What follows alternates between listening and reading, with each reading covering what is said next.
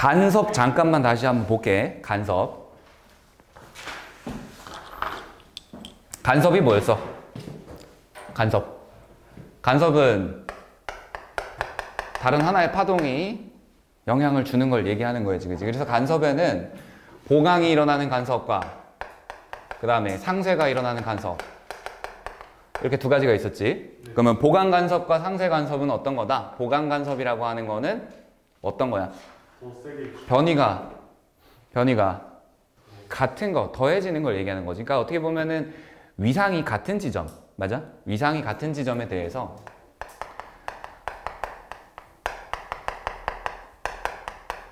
위상이 같은 지점이 서로 만나가지고 형성되는 거, 이게 되는 거지, 그치? 그 다음에 상쇄 간섭은 위상이 반대라고 해야 되겠지, 반대인 지점이 만나서 일어나는 거. 그래서 보강 조건하고 상쇄 조건이 있었어. 보강 조건하고 상쇄 조건은 어떻게 된다? 자, 뭐 예를 들어서 그냥 이렇게 그림을 하나 그려보게 되면 여기 어느 특정한 지점이야. 이 특정한 지점까지 파가 도달을 해야 돼. 그래서 자, S1이라고 하는 파원이 있고 S2라고 하는 파원이 이렇게 있을 때 S1과 S2라고 하는 파원이 똑같이 여기까지 도달하는 걸 얘기하는 거죠. 여기까지.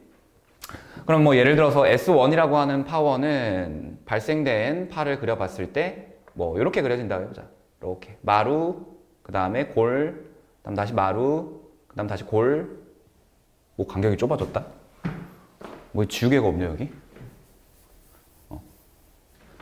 자, 여기 이렇게 마루, 골, 그 다음에 다시 마루, 골, 그 다음에 다시 마루. 이렇게 해가지고 자, 여기까지 이제 마루로 도착한 거지, 여기에 마루로 도착한 거야.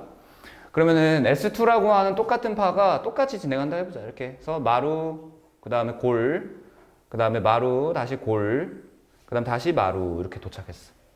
그지? 그러면 지금 요 지점에 대해서 S1에서 나온 파하고 S2에서 나온 파가 둘 똑같은 이제 마루라고 하는 위상이 이제 같은 지점이지. 얘는 시간이 지나면 이제 아래로 진동하고 얘도 아래로 진동하는 거니까 위상이 같은 지점 만났어. 그래서 얘네 둘이 이제 만나게 되면은 보강이라고 하는 간섭이 일어나는 거지. 그치? 보강이라는 간섭이 일어나는 건데, 자, 이때 S1부터 여기까지, S2부터 여기까지, 그러니까 S1부터 특정 지점, S2부터 특정 지점까지의 거리를 살펴보게 되면은 길이가 똑같지, 그치? 길이가 똑같이 도달해. 그러니까 둘에 대해서 S1부터 특정한 지점까지의 거리랑 S2부터 특정 지점까지의 거리가 차이가 없다. 쉽게 얘기하면 이 경로하고 이 경로의 경로 차이가 0이 되는 지점인 거지, 그지? 이렇게 경로 차이가 0이 될 때 보강이 일어날 수 있다. 이렇게 볼 수 있는 거고. 자, 얘를 지금 파를 4등분 한번 해볼게. 이렇게 해가지고 마루 부분 하나, 그 다음에 진동 중심 부분 하나, 그 다음에 골 부분 하나, 다시 진동 중심 부분 하나 해가지고 4등분을 한 거야. 그래서 보통 이제 파를 나타낼 때 이렇게 4분의 1파장, 4분의 1파장, 그 다음에 또 4분의 1파장, 4분의 1파장 이렇게 나타냈다 해보자. 그랬을 때 얘를 이제 S2라는 지점을 가지고 반파장만큼만 앞으로 이제 보내는 거야. 즉 S2라는 애를 여기다 찍는 거지, 이제. S2라는 애를 여기다 찍는 거야. S2를 여기다 찍어 놓고 똑같이 이제 파를 발생시키는 거지. 똑같이 파를 발생시켰을 때 얘 똑같이 이렇게 마루가 만들어지고 그 다음에 골 만들어지고 다시 마루 만들어지고 골 만들어지고 이렇게 되는 거지. 그지? 자, 이때는 이제 S1이라는 거랑 S2라는 거 사이에 경로 차이가 얼마만큼 나고 있어? 경로 차이가 요만큼의 경로 차이가 생기는 거지. 요 경로 차이를 길이를 보게 되면은 어때? 4등분한 거에 2개니까 4등분한 거에 2개니까 반파장만큼 차이가 난다 라고 보면 되지. 이렇게 반파장만큼 차이가 날 때 보니까 서로 지금 위상이 어떤 거야? 반대인 두 파가 만났지? 그러면 이때는 뭐가 일어난다? 상쇄가 일어난다. 그래서 자, 이때 경로 차이는 뭐라고 하면 돼? 경로차 2분의 1 람다 해서 반파장만큼 차이가 난다 이렇게 하면 되지. 자, 그 상태에서 똑같이 또 이렇게 두 칸 4분의 1 조각에 대해서 두 칸을 또 이렇게 이동시켜봐. 그러면은 S2라는 지점 여기다 찍어 놓으면 되지. S2라는 지점 여기다 찍어 놓고 똑같이 이제 파를 만들어.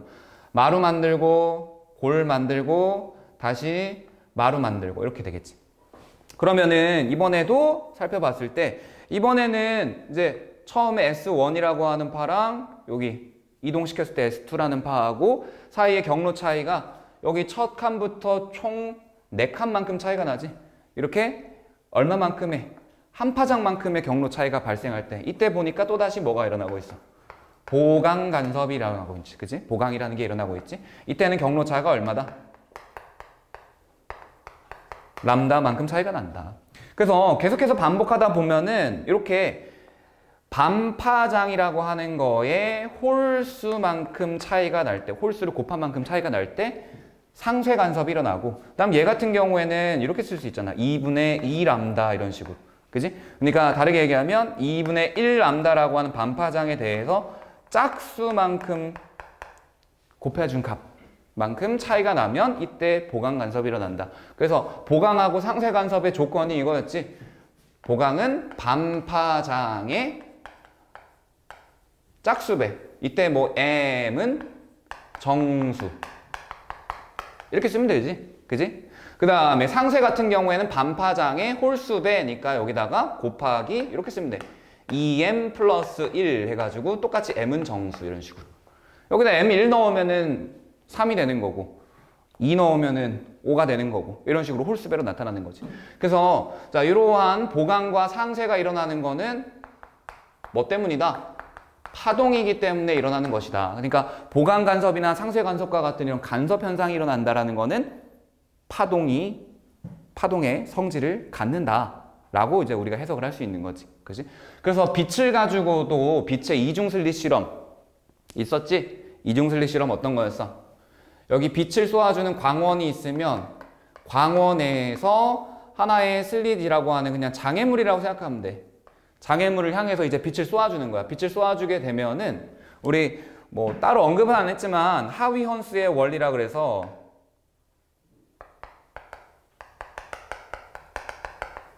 빛이나 이런 파동이 진행될 때 그 진행되는 지점이 각각이 새로운 파원이 만들어진다라고 보는 거야.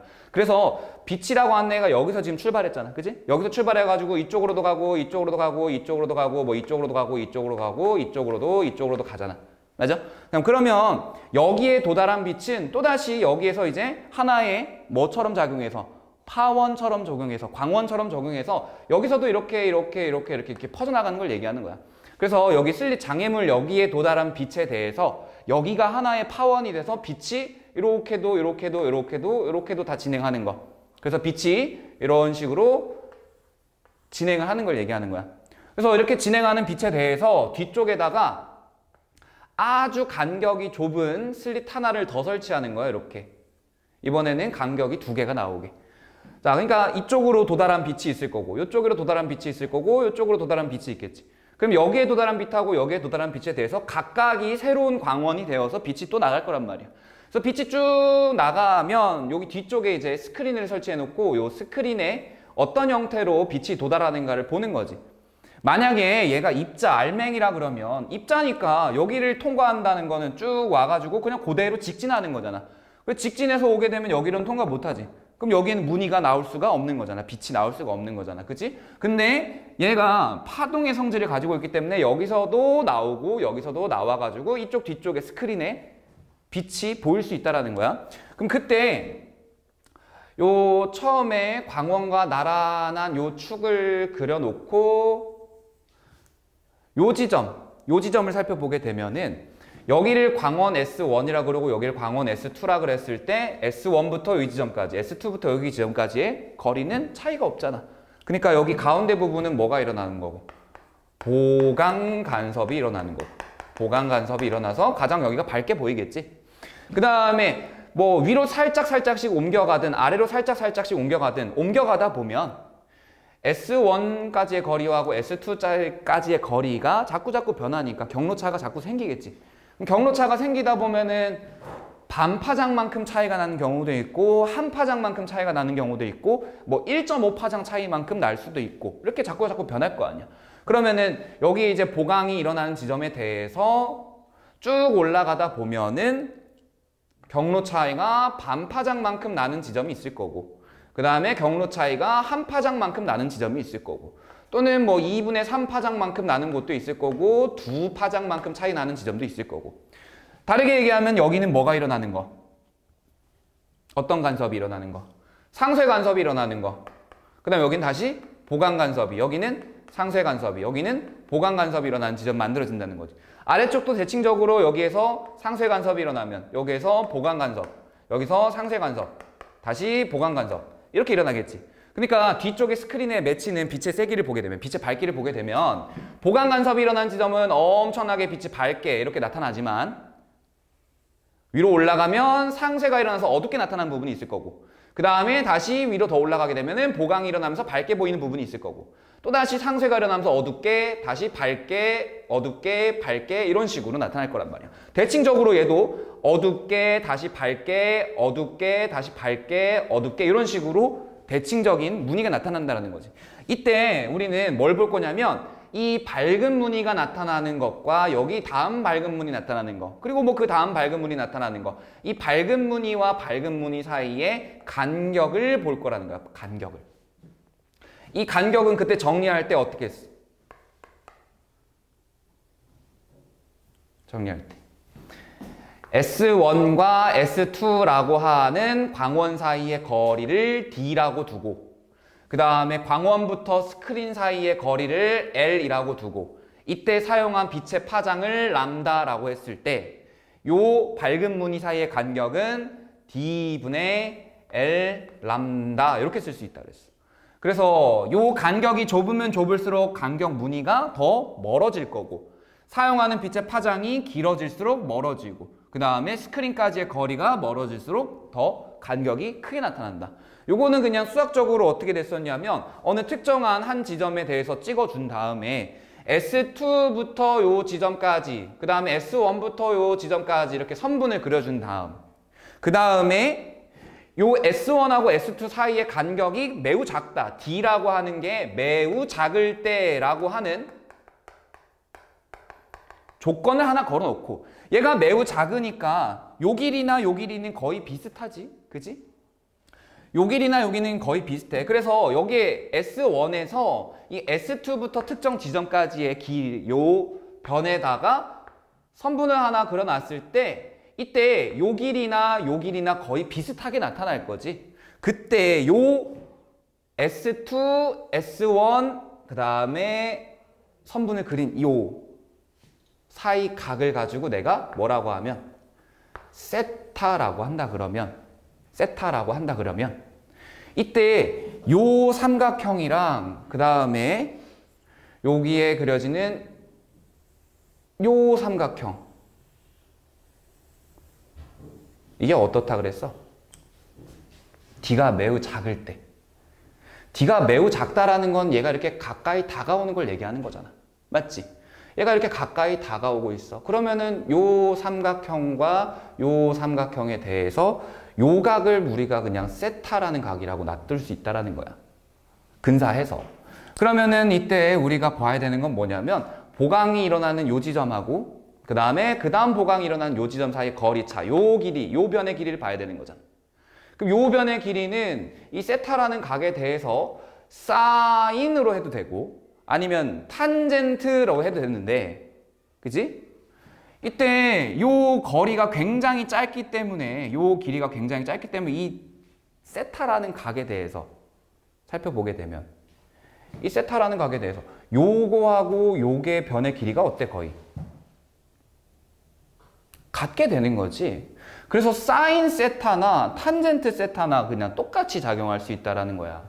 그래서 우리 사인 세타는 원래는 뭐야? 빗변분의 요 경로에 대해서 거리 델타 x 이렇게 쓸 수 있는 건데, 요거를 뭐로 쓸 수 있다라는 거야?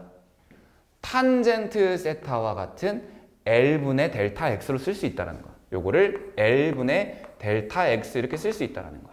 얘하고 길이가 비슷하니까. 얘하고 길이가 비슷하니까. 그래서 우리 요 사인 세타와 L분의 델타 x 요거 가지고 식을 1번식 이렇게 하고, 그 다음에 2번식은 어떤 거냐면 요 조그만한 파란색 삼각형 있지? 요 파란색 삼각형에 대해서 여기 아랫부분 요게 뭐야? S1과 이 지점, S2와 이 지점에 대한 경로차 이렇게 되겠지. 그지? 자, 이 경로차에 대해서 요 세타의 사인값, 사인 세타는 요 빗변이 D고, 그지? 그 다음에 높이가 경로차니까 D분의 경로차. 이렇게 얘기하면 되지. 그지? 근데 보강 간섭이 일어나는 거니까 경로 차이는 뭐와 같아? 반파장의 짝수배와 같잖아. 반파장의 짝수배와 같은데 처음 보강이 일어나는 지점과 그 다음 보강이 일어나는 지점 사이의 경로 차이는 우리 람다라고 했잖아. 근데 여기다가 이제 람다라고 그냥 쓰면 되는 거지. 그래서 요거를 두 번째식 이렇게 나타내면 첫 번째 식하고 두 번째 식은 똑같이 사인 세타라는 값을 가지니까 얘하고 얘가 같다. 그냥 이렇게 두면 되는 거잖아.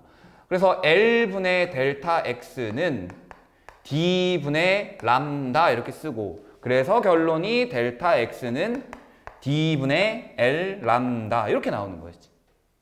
그래서 우리가 뭘 알 수 있는 거야? 밝은 무늬의 간격을 알 수 있는 거야. 그지? 자, 이런 식으로 우리가 빛의 간섭을 확인했다. 이 말은 다시 얘기하면 빛이라고 하는 거는 어떤 성질을 가지고 있는 애다? 파동의 성질을 가지고 있는 애다. 이렇게 되는 거지. 근데 우리 이제 51쪽에 들어가 보면 그 빛이 이중적인 성질을 갖는다. 뭐 이런 내용을 다루고 있는 거야. 일단 지우개 잠깐만 갖고 올게요. 지우개가 없네 여기. 자, 그럼 빛의 이중성이라고 하는 거는 이중적인 성질을 갖는다. 뭐 이런 걸 얘기하는 건데 뭐 모두가 다 이중적인 성질을 가지고 있잖아. 그치? 나의 이 자본주의 미소와 그지? 원래 사람은 다 그런 거잖아. 보통에 이제 뭐라 그러냐? 서비스직 하는, 내 친구 중에서도 서비스직을 하는 친구들이 많으니까. 만나면은 욕은 아주 그냥 있는 욕, 없는 욕 다 하면서 막 지랄지랄을 해. 근데 딱 이제 그렇게 만나고 막 술 먹고 막 이러다가 갑자기 이제 되게 친한 고객이 막 마주칠 때 있잖아. 길 가다가. 그러면 왜 안녕하세요 뭐 이래. 그럼 내가 옆에서 놀리지. 이런 자본주의 미소 새끼 이러면서. 그러니까 되게 이중적이란 거잖아. 그치? 자본주의 미소와 그냥 일상생활에서의 미소가 다르잖아. 근데 그런 것처럼 이 빛이라고 하는 것도 일반적으로는 우리가 뭐라고 하고 있는데 앞에서 맥스웰이라고 하는 사람이 전자기파의 존재를 확인하면서 빛은 전자기파라고 하는 전기장과 자기장이 수직으로 이렇게 교차하면서 진동하는 파동이라고 얘기를 했잖아. 근데 여기서 말하는 이제 빛의 이중성이라고 하는 거는 파동의 성질을 갖지만 입자의 성질도 갖는다. 자, 여기서 중요한 건 그거야. 파동의 성질과 입자의 성질을 같이 갖는다 이런 얘기가 아니라 여기서 말하는 빛의 이중성이라고 하는 거는 어떤 특정한 현상은 파동으로 설명이 가능하고 근데 어떤 특정한 현상은 입자로서 설명이 가능하다. 이런 뜻이야. 이중성이라고 하는 게 두 가지를 동시에 다 가지고 있는 게 아니라 자본주의 미소 튀어나올 땐 자본주의 미소만 튀어나오는 거고 일상적인 미소가 튀어나올 땐 미소가 없어 그 새끼는. 아무튼 그런 게 튀어나오는 거잖아. 그러니까 동시에 나타나는 게 아니라 어느 하나로 다른 걸 설명하기가 더 수월하고 설명이 잘 된다 이런 개념으로 보면 돼. 그러면 이런 빛의 이중성, 특히 빛이 입자다라고 보는 입자성은 이 광전 효과라고 하는 실험을 가지고 우리가 찾아내는데 금속 표면에다가 문턱 진동수보다 큰 빛을 비추었을 때 금속 표면에서 전자가 튀어나온 현상이다. 뭐 이렇게 얘기를 하잖아. 그지? 이게 최초로는 어떻게 찾아졌냐면 구리판에다가 이제 빛을 쪼여줬어. 빛을 쪼여줬더니 조금 더 낮은 전압에서 전류가 흐르더라. 그냥 간단하게 얘기한 거거든. 그러니까 구리판이 있는데 구리판에다가 이제 전압을 걸어주게 되면은 전류가 흐를 수 있잖아. 그치? 근데 어느 특정한 전압 이상을 걸어주면은 전류가 잘 흐를 거고 전압이 굉장히 약하면 전류가 안 흐를 거잖아. 그치? 근데 전압을 굉장히 약하게 걸어주면서 자외선 빛을 비춰줬더니 전류가 졸라 잘 흐르는 거야. 자, 이런 걸 보고 빛에 의해서 뭔가 전자의 움직임이라든가 하는 것들이 더 활발해졌나 보다 정도로 생각을 했어. 그래서 이걸 가지고 이제 본격적으로 실험을 한 거예요. 광전효과 실험은 어떻게 했냐면 아연판에다가 문턱 진동수보다 큰 진동수에 비친 자외선을 비췄더니 금속박이 오므라드는 걸 가지고 우리 확인을 했는데, 자, 그럼 일단은 거기 밑에 있는 실험 기구부터 먼저 봐야 되겠지? 우리 검전기라 그래, 검전기. 검전기라고 하는 거는 전하의 존재 유무를 찾아내는 걸 얘기해. 어떻게 생겼냐면 위쪽에는 금속판이 있어요. 여기 금속판이 있고 그 아래쪽에는 금속으로 된 막대기가 연결되어 있어요. 전부 다 금속이야. 하얀색으로 칠하는 건. 그리고 아주 얇게 제작한 금속 박이 밑에 이렇게 시옷자 형태로 있어요. 이렇게. 그리고 이제 요게 뭐 유리병이나 이런 병에 이렇게 들어있는 거지. 이런 식으로 이런 식으로 들어있는 거야. 이제 이게 검전기야. 쉽게 생각하면 이거야. 자, 일반적으로 금속이라고 하는 애 성질을 살펴보게 되면은 금속은 이렇게 돼 있지. 금속에 양이온이라는 애랑 화학에서 얘기하잖아. 자유전자 이렇게 구성이 되어 있지, 그지? 금속의 양이온하고 자유전자 이렇게 구성이 되어 있어. 자, 내가 빛을 여기다가 비춰주는 거야. 빛을 이렇게 비춰주게 되면은, 자, 뭐 예를 들어서 아무 일도 벌어지지 않으면 당연히 검전기에서도 아무 일도 안 일어나겠지, 그지? 근데 내가 이렇게 빛을 비춰주면은 이때 이 빛의 에너지가 있을 거 아니야, 그지? 이 빛의 에너지를 흡수해서 전자가 튀어나오는 현상이 벌어지는 거야. 이걸 가지고 광전 효과라 그래, 쉽게 생각하면. 근데 이것도 다 앞에서 배웠던 내용인 게 뭐냐면, 원자가 있을 때 우리 원자에다가 특정한 진동수의 빛을 비춰주게 되면 얘가 들뜬 상태로 간다 뭐 이런 거 했잖아. 그럼 어마어마하게 강한 에너지를 주게 되면은 걔가 들뜨다 못해 저 무한대 궤도로 나가는 전자가 탈출하는 현상이 벌어지잖아. 맞지? 그래서 양이온이 되는 그런 거 있었잖아. 그거랑 똑같은 거야. 빛을 가해주면은 전자가 에너지를 흡수해가지고 이온화하는 거야.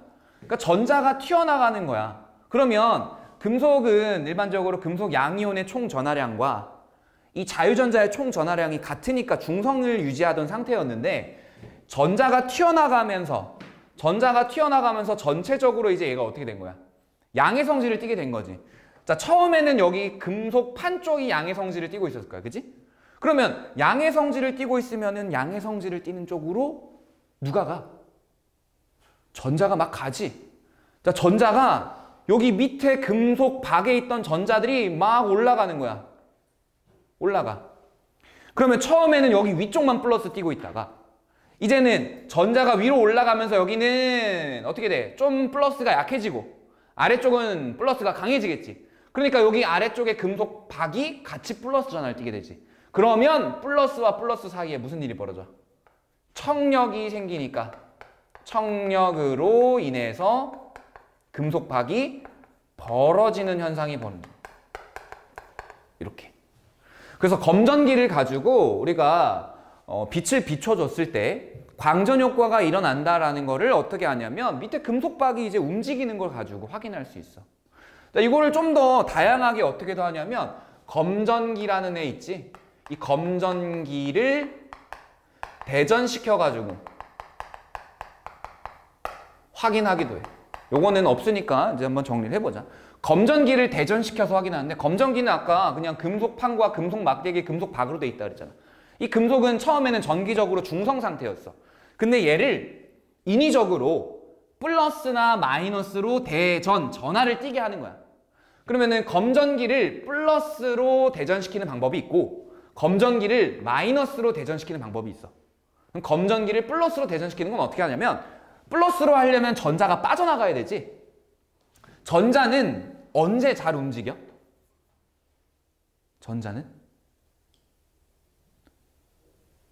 전자가 언제 잘 움직여? 플러스 전하가 있으면 당겨오면서 움직이고 마이너스 전하가 있으면 밀려나면서 움직이잖아. 맞지? 자, 검전기를 플러스로 대전시키는 건 어떻게 하냐면, 검전기 금속판이 있고 여기에 금속 막대기, 그냥 간단하게 유리병은 안 그리고 이렇게만 그릴게. 금속 박이 이렇게 있어. 내가 여기에 마이너스를 띠는 대전체를 가까이 가져가는 거야. 마이너스. 그럼 마이너스 대전체를 붙이면 안 돼, 절대로. 가까이 가져가기만 하는 거야. 자, 가까이 가져가면 어떤 일이 벌어져? 자, 마이너스를 가져가니까 전자가 이쪽 아래로 점점 내려가겠지. 맞아? 그러면 여기는 상대적으로 어떻게 되겠어? 플러스를 이렇게 막 띄게 되겠지. 그지? 자, 여기 플러스 이렇게 플러스 이렇게 하면서 여기 아래쪽은 어떻게 된다고? 마이너스 이렇게 될 거야. 그러면 얘가 막 밑에가 벌어져 있을 거 아니야. 이때 뭘 하냐면 이때 내 손가락을 갖다 대는 거야. 손가락. 사람 손가락. 사람의 손가락을 딱 갖다 대는 순간 어떤 일이 벌어지냐면 사람도 전기가 통하는 애잖아. 그지? 그럼 사람 몸에도 전자가 흐르고 전류가 흐를 수 있다는 거잖아. 자, 이 상태로 손가락을 딱 갖다 대는 순간 어떤 일이 벌어지냐면 이제 얘네가 원래는 도망갈 곳이 없었잖아. 마이너스가. 도망갈 곳이 없었는데 도망갈 곳이 생겼어. 어디로? 사람 손으로. 이 전자가 우르르르 이렇게 사람 손을 타고 빠져나가. 그럼 빠져나갔을 때 동시에 이제 손을 떼는 거야. 손을 떼면 이제 전자가 어떻게 된 상태야? 빠져나간 상태로 그냥 남겠지. 그러면은 요 검정기 전체적으로 어떻게 돼? 플러스를 띄게 되는 거야. 전자가 사람 손으로 빠져나가기 때문에 검정기가 전체적으로 이렇게 플러스를 막 띄고 있어. 그러면 밑에 있는 금속 박쪽도 플러스 띄고 있겠지. 그러면 어떻게 돼 있을까? 이렇게 크게 벌어져 있는 상태로. 왜? 플러스 끼고 있으니까 이렇게. 이 상태로 있을 거야. 그러니까 검정기를 플러스로 대전시키는 거는 이렇게 하면 돼. 그럼 반대로 검정기를 마이너스로 대전시키는 건 어떻게 하면 될까? 검정기로 마이너스로 대전시키는 건 그냥 반대의 전하를 띈 애를 갖다 대면 돼. 자, 검정기가 이렇게 있었는데 내가 여기다가 이번에는 플러스로 대전된 대전체를 갖다 대는 거야. 플러스. 그러면은 여기 있던 금속 박에 있던 전자가 조화라 하고 막 올라가지, 그지? 조화라 하고 막 올라가서 여기 막 마이너스 이렇게 되는데, 그지? 여기는 이제 막 반대로 플러스 되겠지? 플러스. 이 상태 손가락 갖다 대 또. 이 상태에서 손가락을 딱 갖다 대 또. 손가락을 딱 갖다 대면 이제 어떻게 돼? 사람 몸에 있던 전자가 조화라 하고 막 들어가는 거야. 막 들어가. 전자가 사람의 손에서 막 이제 공급이 되는 거야. 그럼 여기가 전체적으로 어떻게 될까? 음전하를 띠게 되는 거야. 그지? 자, 이런 식으로 확인을 해가지고 어떻게 하냐면 얘가 더 어떻게 되겠어? 이제 전자가 들어오니까. 그지? 마이너스 막 이렇게 되겠지. 마이너스 이렇게. 그지? 자, 요 상태에서 이제 요 실험을 다시 하는 거야. 그러면 여기다가 내가 빛을 비춰가지고 뭐 예를 들어서 광전 효과가 일어났어. 그럼 여기에 플러스 전하가 어떻게 될까? 더 전자가 튀어나갔으니까 음전하 튀는 애가 튀어나갔잖아. 그럼 여기 플러스가 어떻게 돼? 더 세져. 그러면 이 정도로 벌어져 있던 애가 어떻게 돼? 더 벌어지게 되는 거지. 더 벌어지게 돼. 그지? 그러니까 원리만 잘 봐. 자, 내가 이번에는 여기다가 빛을 막 비췄어. 그러면 전자가 튀어나가겠지. 그럼 이때는 여기 전자가 풍부했는데 전자가 튀어나가니까 음전하가 어떻게 돼? 음전하가 점점 약해져. 음전하가 점점 약해져. 그러면은 얘네들 사이에 청력이 어떻게 돼? 약해져. 그러면 어떻게 돼? 이번에는 오므라들게 되는 거야. 그지? 그러니까 플러스나 마이너스로 대전시키는 방법을 몰라도 상관없어. 대전시키는 방법은 몰라도 대전이 되어 있는 애한테다가 빛을 비춰줘서 광전 효과를 일으키면 어떤 변화가 생기는지를 알아야 돼. 플러스로 대전되어 있는 애한테 광전 효과를 일으키면 더 벌어지게 되는 거고, 마이너스로 대전되는 애한테다가 빛을 비춰주면은 오므라들게 되는 그런 변화가 생긴다. 자, 그래서 광전 효과라고 하는 실험을 가지고 해봤는데 실험 결과가 어떻게 나왔냐면, 자, 기존에는 빛이 다 파동이라고 그냥 생각을 했단 말이야. 맥스웰이 뭐 전자기파라고 하는 것을 발견했고 이렇기 때문에.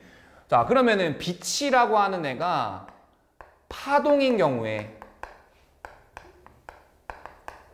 이 빛 에너지라고 하는 애는, 빛 에너지는 뭐에 따라 달라질까? 당연히 진동수에 따라서도 달라질 거고, 그지? 그 다음에 이 빛이 가지고 있는 세기, 쉽게 얘기하면 빛의 진폭. 요거에 따라서 빛의 에너지가 결정이 될 거야. 그러면 우리가 일반적으로 에너지가 높은 빛을 비춰주면은 그 높은 빛 에너지를 받아서 전자가 튀어나갈 수 있으니까 사람들이 생각하기에 어떻게 생각했냐면 첫 번째로 빛의 진동수가 낮더라도, 즉 진동수에 의한 에너지가 낮더라도 빛의 세기가 강하면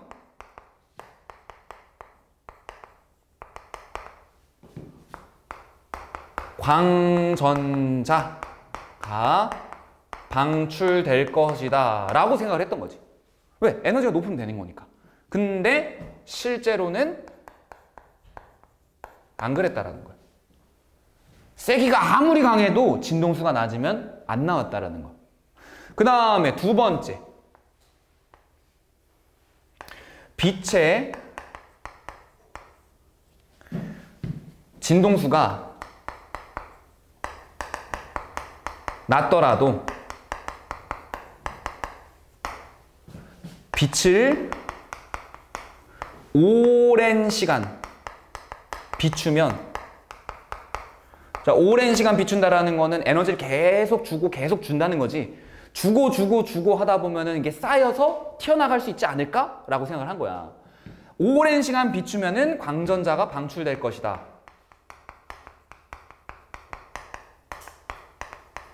라고 생각을 했던 거지. 근데 실제로는 또 안 그래. 실제로 실험 결과는 그렇지가 않았다는 거야. 그러니까 광전자가 나오는 이 광전 효과라는 현상 자체가 금속판에 비춰주는 빛의 세기와 관련이 있는 게 아니라 뭐와 관련이 있다? 진동수와 관련이 있다라는 거지. 그래서 첫 번째, 광전자의 방출 여부는 금속판에 비춘 빛의 세기에는 관계가 없고 빛의 진동수에만 관계된다. 금속판에 비추는 빛의 진동수가 문턱 진동수라고 하는 특정한 진동수보다 크면 아무리 약한 빛을 비춰도 광전자가 즉시 방출한다. 그 다음에 세 번째, 빛의 진동수가 문턱 진동수보다 크면 방출되는 광전자의 수, 전자의 수는 빛의 세기에 비례한다.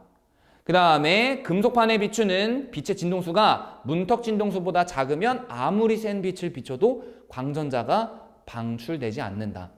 빛이 만약에 파동이라 그러면은 진폭, 세기에 따른 에너지의 세기 차이, 이게 있을 거란 말이야. 빛이 세기가 강하다라고 하는 거는 빛 에너지가 강하다 이렇게 볼 수 있어. 파동이라면.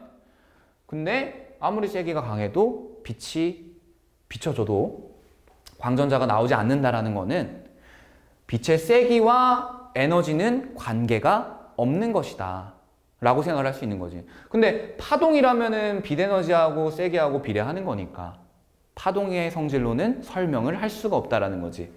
자, 그래서 뒤로 넘어가 보면 이제 아인슈타인이 이걸 설명하기 위해서 광량자설이라고 하는 걸 얘기해. 이 광량자설로 노벨상을 받은 거야.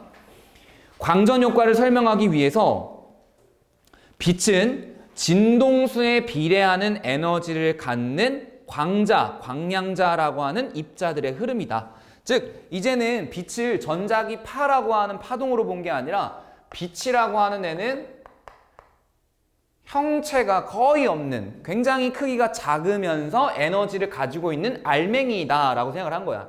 그래서 빛을 알맹이로 나타내면 광자라고 얘기하고, 이 광자의 에너지는 오로지 뭐에만 비례한다? 진동수에만 비례한다. 이렇게. 그래서 광량자설에 따른 광자의 에너지, 광자 한 개당 에너지는 플랑크 상수 곱하기 광자의 진동수, 빛의 진동수 이렇게 나타낼 수 있고, 이 진동수는 다르게 쓰면 우리 앞에서 이렇게 나타낼 수 있었지. 람다분의 C 이렇게.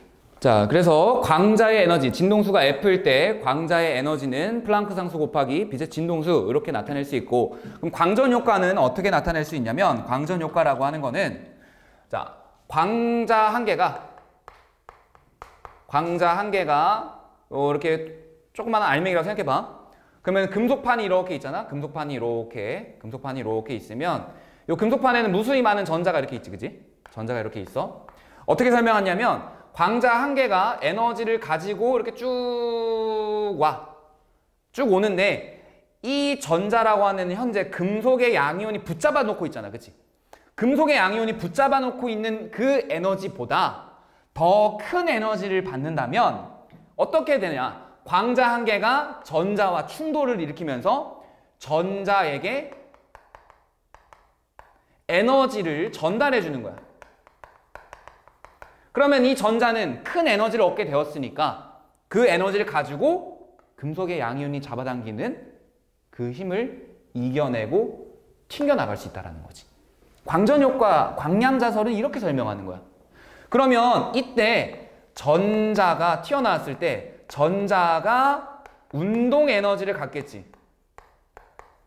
전자가 튀어나가니까. 그럼 전자의 운동 에너지는 이렇게 나타낼 수 있어. 일단 광자한테 에너지 받은 게 있잖아. 그지? 광자로부터, 광자에게서 받은 에너지를 받았어. 근데 그 중에 일부는 튀어나가는 데 썼잖아. 그럼 튀어나가는 데 쓰는 걸 뭐라고 하면 돼? 그냥 금속의 양이온이 잡고 있는 에너지. 이렇게 간단하게 나타내면 되지, 그지? 자, 요거를 이제 조금 유식하게 전자의 운동 에너지니까 2K 이렇게 쓰면 되고 2K. 그 다음에 광자에게 받은 에너지, 광자가 지금 HF만큼의 에너지를 가지고 있으니까 광자에게 받은 에너지 HF 이렇게 나타내면 되고, 그 다음에 빼기 금속 양이온이 붙잡고 있는 에너지, 이 붙잡고 있는 에너지를 가지고 뭐라고 하냐면 1함수라고 얘기해. 1함수. 그래서 1함수라고 하는 거를 그냥 W 이렇게 쓰는데 그만큼 빼주면 된다. 그러면 요 1함수에 해당하는 에너지가 있을 거 아니야, 그지?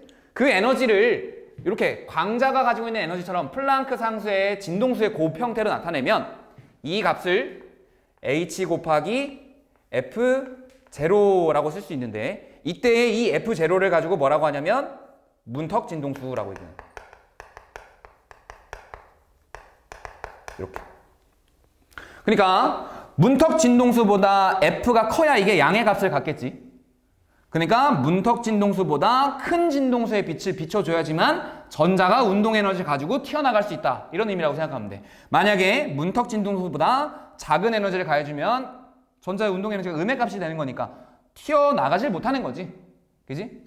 자, 그래서 요 식도 밑에다가 적어 놓으세요.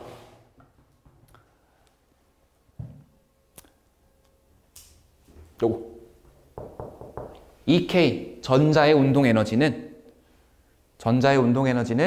플랑크 상수 곱하기 광자의 진동수 빼기 1함수. 근데 그 1함수는 HF0 이렇게 쓸 수 있고, 그때 F0를 문턱 진동수라고 한다.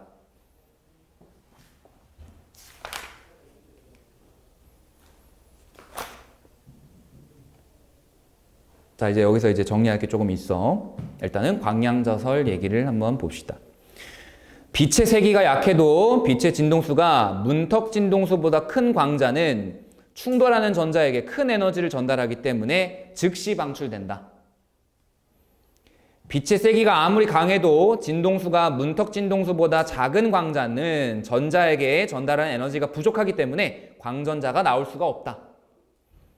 그 다음에 문턱 진동수보다 큰 진동수의 빛을 비출 때 광자 한 개의 에너지가 진동수가 클수록 튀어나온 전자가 가질 수 있는 최대 운동 에너지도 커진다. 그러니까 어차피 이 W라고 하는 이 함수는 금속이 전자를 잡고 있는 에너지란 말이야. 그럼 이 금속이 전자를 잡고 있는 에너지는 금속마다 당연히 다르겠지. 이거는 일정한 값으로 정해져 있는 거야.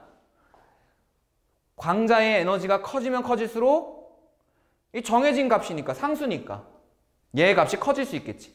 그지? 자, 그 다음에 마지막에 5번. 방출되는 광전자의 수는 문턱 진동수보다 큰 빛의 광자 수에 비례한다. 왜? 광자 한 개가 전자 한 개를 튀어나가게 하는 1대1 교환 방식으로 전자가 튀어나간다 설명하는 거란 말이야. 그럼 광자가 100만 개가 들어오면 전자도 100만 개가 튀어나갈 수 있다. 이렇게 되는 거지. 그러면 이 광자의 수를 우리가 뭐라고 하냐면 이 광자의 수, 광자의 수가 많다라고 하는 거는 이렇게 나타내. 빛의 세기가 크다. 이렇게 되는 거예요. 광자 1개의 밝기가 있으면 광자 100개의 밝기가 있을 거고, 그치? 그래서 광자 1개의 세기, 광자 100개의 세기, 이런 식으로. 그러니까 빛의 세기가 강한 빛을 비춘다라는 의미는 광자를 많이 쏘아준다라는 뜻으로 생각하면 되겠지. 그러면은 광자 1개를 쏘아줄 때랑, 즉 빛의 색이 약하게 쏘아줄 때랑 빛의 색이 강하게 쏘아줄 때의 차이점은 뭐가 있다? 튀어나오는 광전자의 수가 다르다라고 생각을 하면 되겠지. 그럼 그것과 관련해가지고 지금 여기다가는 실어놓지 않았는데, 왜냐면 중요하니까 같이 그려보려고 그 내용을 잠깐 쉬었다가 그려볼게요. 어떤 거냐면 그림 좀 그린 다음에 우리가 요 문턱 진동수라든가 이람수, 그 다음에 광자의 최대 운동 에너지, 이런 것과 관련해가지고 계산하는 게 좀 있어.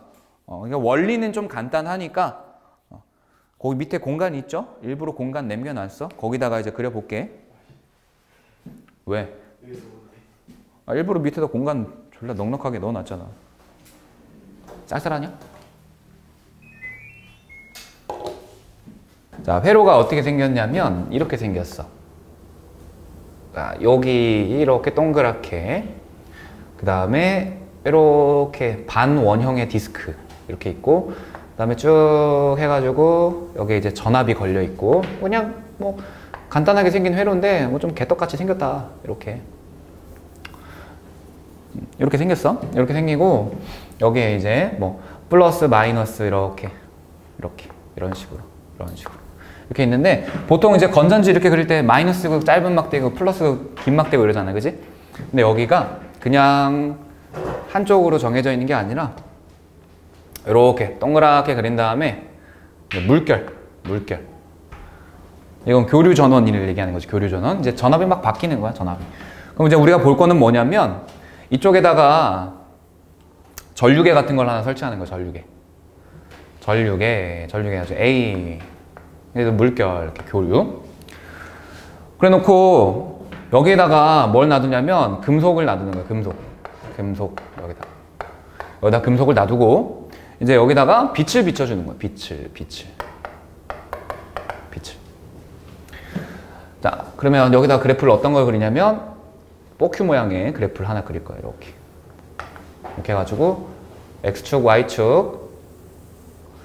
근데 이때 Y축은 뭐냐면 전류, 그 다음에 X축은 전압 이렇게 된 거야. 그러면 지금 전압이 양의 값이 있고 음의 값이 있잖아, 그치? 이 전압이 양의 값을 여기다가 표현하면은 뭐 이렇게 된 거라고 생각하면 돼. 건전지가 이렇게 있다, 이렇게 연결돼 있다. 그 다음에 여기는 반대로 이렇게 돼 있다, 이렇게 생각하면 돼. 자, 여기서 볼 거는 어떤 거냐면 이제 금속에다가 빛을 비출 거야. 자, 금속에 빛을 비추면 당연히 광전 효과가 일어나겠지? 광전 효과가 일어나니까 여기서 이제 막 전자들이 막 여기로도 튀고 저기로도 튀고 막 이렇게 튈 거야, 그지? 이렇게. 자, 여기 전압에다가 0V 전압을 아예 안 걸어주면 이 전자가 여기 판에 닿을 수도 있고 아니면 뒤로 튕겨 나갈 수도 있고 그냥 지멋대로 막 갈 거 아니야, 그치? 근데 지멋대로 가긴 하지만 어쨌든 이쪽으로 전자가 쌓이게 되면 전자가 회로를 따라서 이렇게 움직이게 될 거 아니야, 그치? 그러면 회로에 전류가 흐르겠지? 그래서 전압이 0V일 때 전류가 어쨌든 흐를 거야, 그치? 자, 근데 내가 전압을 더 높여준다고 해보자. 전압을 높여주는데 어떻게 높여주는 거냐면 이쪽 판이 있는 쪽을 플러스로, 그 다음에 금속이 있는 쪽 연결된 쪽을 마이너스로. 그러니까 여기가 마이너스, 여기가 플러스, 이렇게. 그러면 광전 효과가 일어났을 때 전자가 튀어나오는데 그 튀어나온 전자가 이제는 여기 플러스 전압에 의해서 끌어당겨지지. 그지? 끌어당겨지니까 반대편으로 튀어나가는 거 없이 이렇게 더 플러스 쪽으로 끌려오면서 더 많은 전자가 이 회로를 타고 움직일 수 있겠지. 맞아? 자, 그럼 정리하면 전압을 올려주면 올려줄수록 더 많은 광전자가 회로를 따라서 이동할 수 있다. 이렇게 되는 거지? 그러면 저 전류계에 흐르는 전류 눈금이 어떻게 될까? 더 커지겠지. 더 많은 전자가 흐르니까. 자, 커져. 그러니까 점점 커져. 점점 커져. 이렇게 커지는데, 자, 이때 내가 비춰주는 빛의 세기가 일정하다라 그러면, 빛의 세기가 일정하다라는 거는 튀어나올 수 있는 광전자의 양이 한계가 있다라는 거지. 뭐 예를 들어서 광자 100개를 쏘아주는 거면 전자 100개밖에 못 나오는 상황이잖아. 그러니까 그때는 전압을 더 올려주더라도 광전자가 나오는 양이 제한이 되어 있으니까 더 큰 전류가 흐를 수는 없지. 그래서 얘가 올라가다 보면은 올라가다가 어느 특정한 전압부터는 더 이상 전류의 세기가 증가하지 않고 일정한 이런 형태의 그래프를 만들어낼 거예요. 이렇게. 이런 형태로. 됐어요? 이때 전류의 값을 뭐라고 해? 최대 광전류라 그래. 광전자에 의해서 형성되는 전류나 그래서 광전류, 최대 광전류. 그럼 이 최대 광전류는 뭐에 의해 결정되는 거야? 비춰주는 광자의 개수. 다르게 얘기하면 비춰주는 빛의 세기에 의해 결정되는 거지. 빛의 세기가 100밖에 안 되기 때문에 요만큼만 흐르는 거고, 이거보다 작게, 이거보다 세기가 약한 빛을 비추면은 광전류는 적게 흐를 거고, 최대 광전류는 비춰주는 빛의 세기에 의해서 결정이 된다. 이렇게 보면 되겠지. 자, 그러면 이제 우리가 봐야 되는 거는 뭘 봐야 되냐면 거꾸로 전압을 이제 역으로 걸어주는 거야. 전압을 역으로. 자, 그래서 여기로 거꾸로 걸어주는 걸 가지고 역전압이라고 그러거든. 자, 역으로 전압을 걸어주는 거야. 역으로 전압을 걸어주면 이번에는 이쪽 금속 쪽이 플러스, 그 다음에 이쪽 판이 마이너스 이렇게 되는 거지. 그러면 그냥 생각해봐. 전자가 튀어나오는데 플러스로 가려고 하지 마이너스로 가려고 하진 않을 거 아니야. 그러면은 뭐 일부는 튀어나가는 운동 에너지가 있으니까 마이너스 쪽으로 이렇게 갈 수 있지. 근데 대부분은 다 플러스 쪽인 반대 방향으로 이렇게 흘러갈 거 아니야. 그럼 반대 방향으로 지나가니까 어떻게 되겠어? 이 회로에 전류가 흐르기가 힘들어지는 거지. 이 전류가 어떻게 될까? 점점점 약해지겠지? 점점점 약해져. 점점점 약해져. 점점점. 그러다가 보면은 이 반대편의 플러스 전압에 의해서 아예 전자가 튀어나가지 못하는 상황이 생길 수도 있지. 그럼 그때는 전류가 흘러 안 흘러? 아예 안 흐르는 거지. 쭉 내려가다가 여기에서 0, 전류가 0이 되는 시점이 생겨. 이때. 이렇게 광전류가 흐르지 않는 시점에서의 전압을 가지고 뭐라고 하냐면 정지전압이라고 그래. 정지전압. 그럼 이 정지전압이라는 값은 이렇게 생각해 보면 되지. 광전자가 튀어나가지 못하게 하는 전압이다. 맞아? 그러면 광전자가 원래 빛을 받으면 운동 에너지를 가지고 튀어나가잖아. 그치? 근데 튀어나가지 못하게 막아버린다는 거는 다르게 생각하면 뭐라고 해석할 수 있어? 전자가 튀어나가는 에너지보다, 전자의 운동 에너지보다 더 강한 에너지를 가해주고 있기 때문에 튀어나가지 못한다. 이렇게 생각할 수 있겠지. 만약에 전자가 튀어나가려는 힘이 100인데 반대로 막아주는 힘이 80밖에 안 되면 20만큼이 부족하니까 튀어나갈 거 아니야. 튀어나가면 전류 흐르잖아. 근데 광전자가 튀어나가는 에너지가 100인데 딱 100의 힘으로 붙잡아주고 있으면 우리 쉽게 생각하면 R자임이 0이 되는 거니까 튀어나가지 못하는 상황이 되는 거지. 광전자가 튀어나가지 못하다라고 뭐라고 쓰면 되냐면 자, 운동 에너지를 얼마로 만들어 버리는 0으로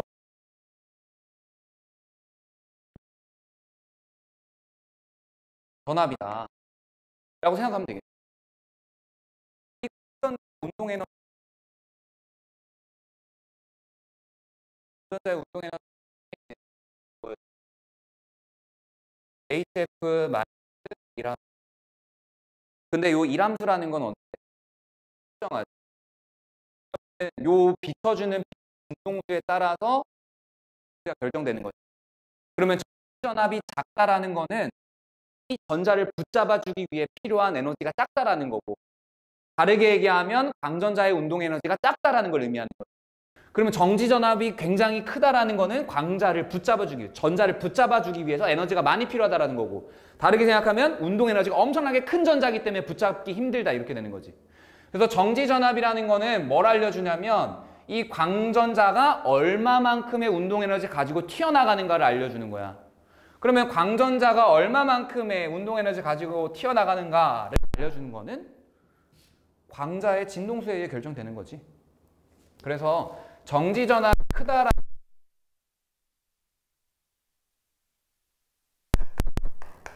첫 번째. 비추는, 자, 같은 금속일 때, 즉 이람수가 같을 때, 좀 더워? 이람수가 같을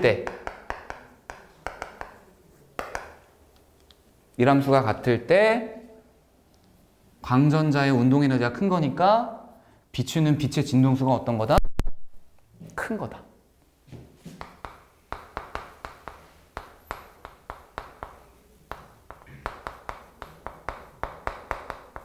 이렇게 해석을 하면 되고, 만약에 빛이 같을 때,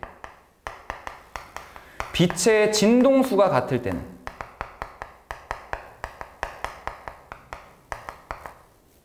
자, 얘가 작다라는 거지. 그지? 그러니까 빛의 진동수가 같을 때는 뭐가? 금속의 이람수가 어떤 거다? 작은 거다. 이렇게 생각하면 되겠지. 그러니까 정지 전압은 뭐와 관련이 있는 거고, 광전자의 운동 에너지와 관련이 있는 거고, 최대 광전류는 뭐와 관련이 있는 거다? 광전류는 뭐와 관련이 있는 거야?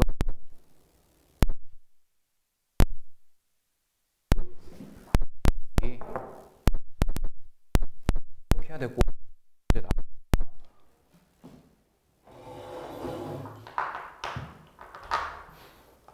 그러면 자, 저 노란색 그래프 있잖아.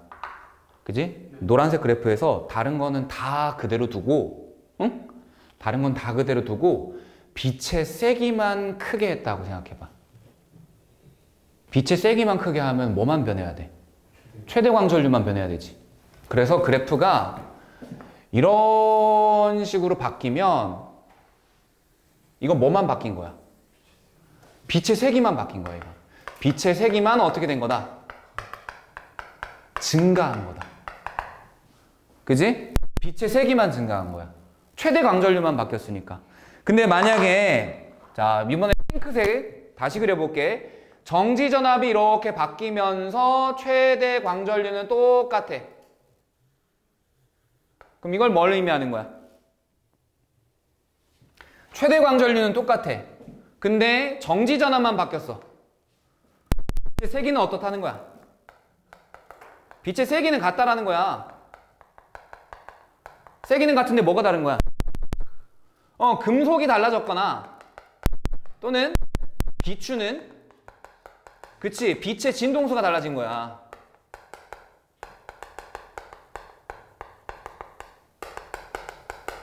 그러면 금속에 대해서 보면은 정지 전압이 작아졌으니까 광전자의 최대 운동 에너지가 어떻게 됐다?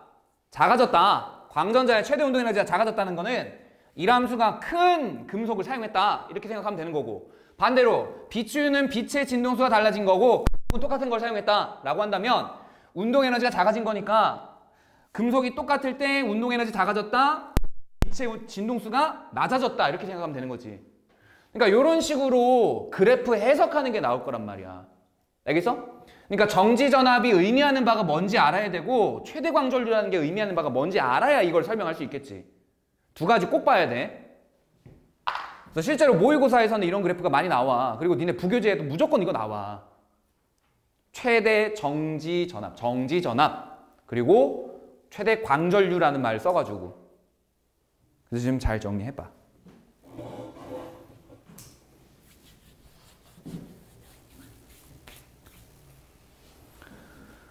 정리하면서 들어봐. 그래서 간단하게 빛의 이중성에서 설이라고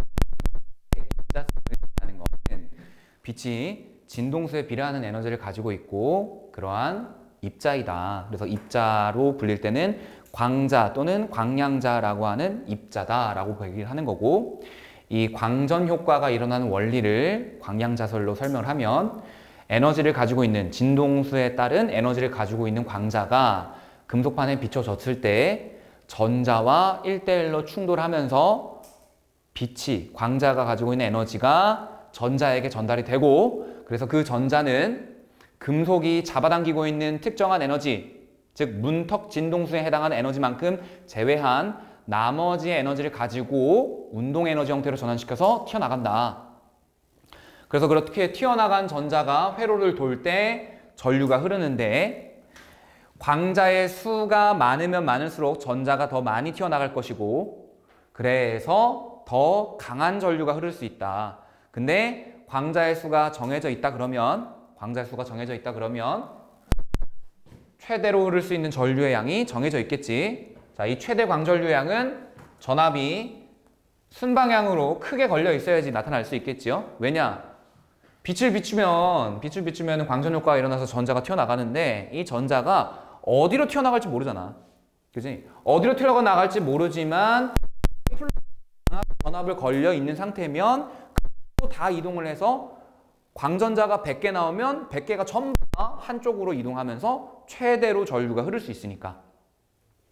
근데 반대로 역으로 전압을 걸어주게 되면은 광전자가 튀어나가지 못하겠지. 광전자가 튀어나가지 못하니까 도선에 전류가 흐르지 못할 수 있는데, 그럼 이렇게 광전자가 튀어나가지 못하게 막으려면 반대로 전압을 걸어줘야 되는데, 광전자가 튀어나가려는 힘, 다르게 얘기하면 광전자의 운동 에너지가 얼마냐에 따라서 튀어나가지 못하게 하는 힘이 결정이 되겠지. 그래서 이 정지전압이라고 하는 거는 뭐와 관련이 있는 거다? 광전자의 운동 에너지와 관련이 있는 거다. 그래서 광전자의 운동 에너지가 크다라는 건 두 가지로 해석이 된다. 광전자의 운동 에너지가 크다라는 거는 비추는 빛의 진동수가 큰 거이거나 아니면 금속의 일함수가 작은 걸 의미한다. 그래서 광전자의 운동 에너지가 크다, 정지전압 값이 크다. 광전자의 운동 에너지가 작다, 정지전압 값이 작다. 이렇게 해석하면 되는 거고, 각각에 대해서 얘는 지금 정지전압이 작아진 거니까 금속의 일함수가 어떻게 된 거다? 커진 거다. 또는 비추는 빛의 진동수가 작아진 거다. 이렇게 해석을 할 수 있다는 거. 반대로 정지전압이 더 커졌다라는 거는 그만큼 광전자가 큰 운동 에너지를 가지고 튀어나가는 거니까 막아주기 위해선 더 많은 전압을 걸어줘야 된다. 더 큰 전압을 걸어줘야 된다. 이런 거고. 즉 정지전압이 커졌다. 광전자의 운동 에너지가 커졌다. 광전자의 운동 에너지가 커졌다는 거는 빛의 진동수가 커졌거나 일함수가 작아졌다. 이렇게 해석을 할 수 있는 거지. 됐어? 여기 제일 중요해, 여기가.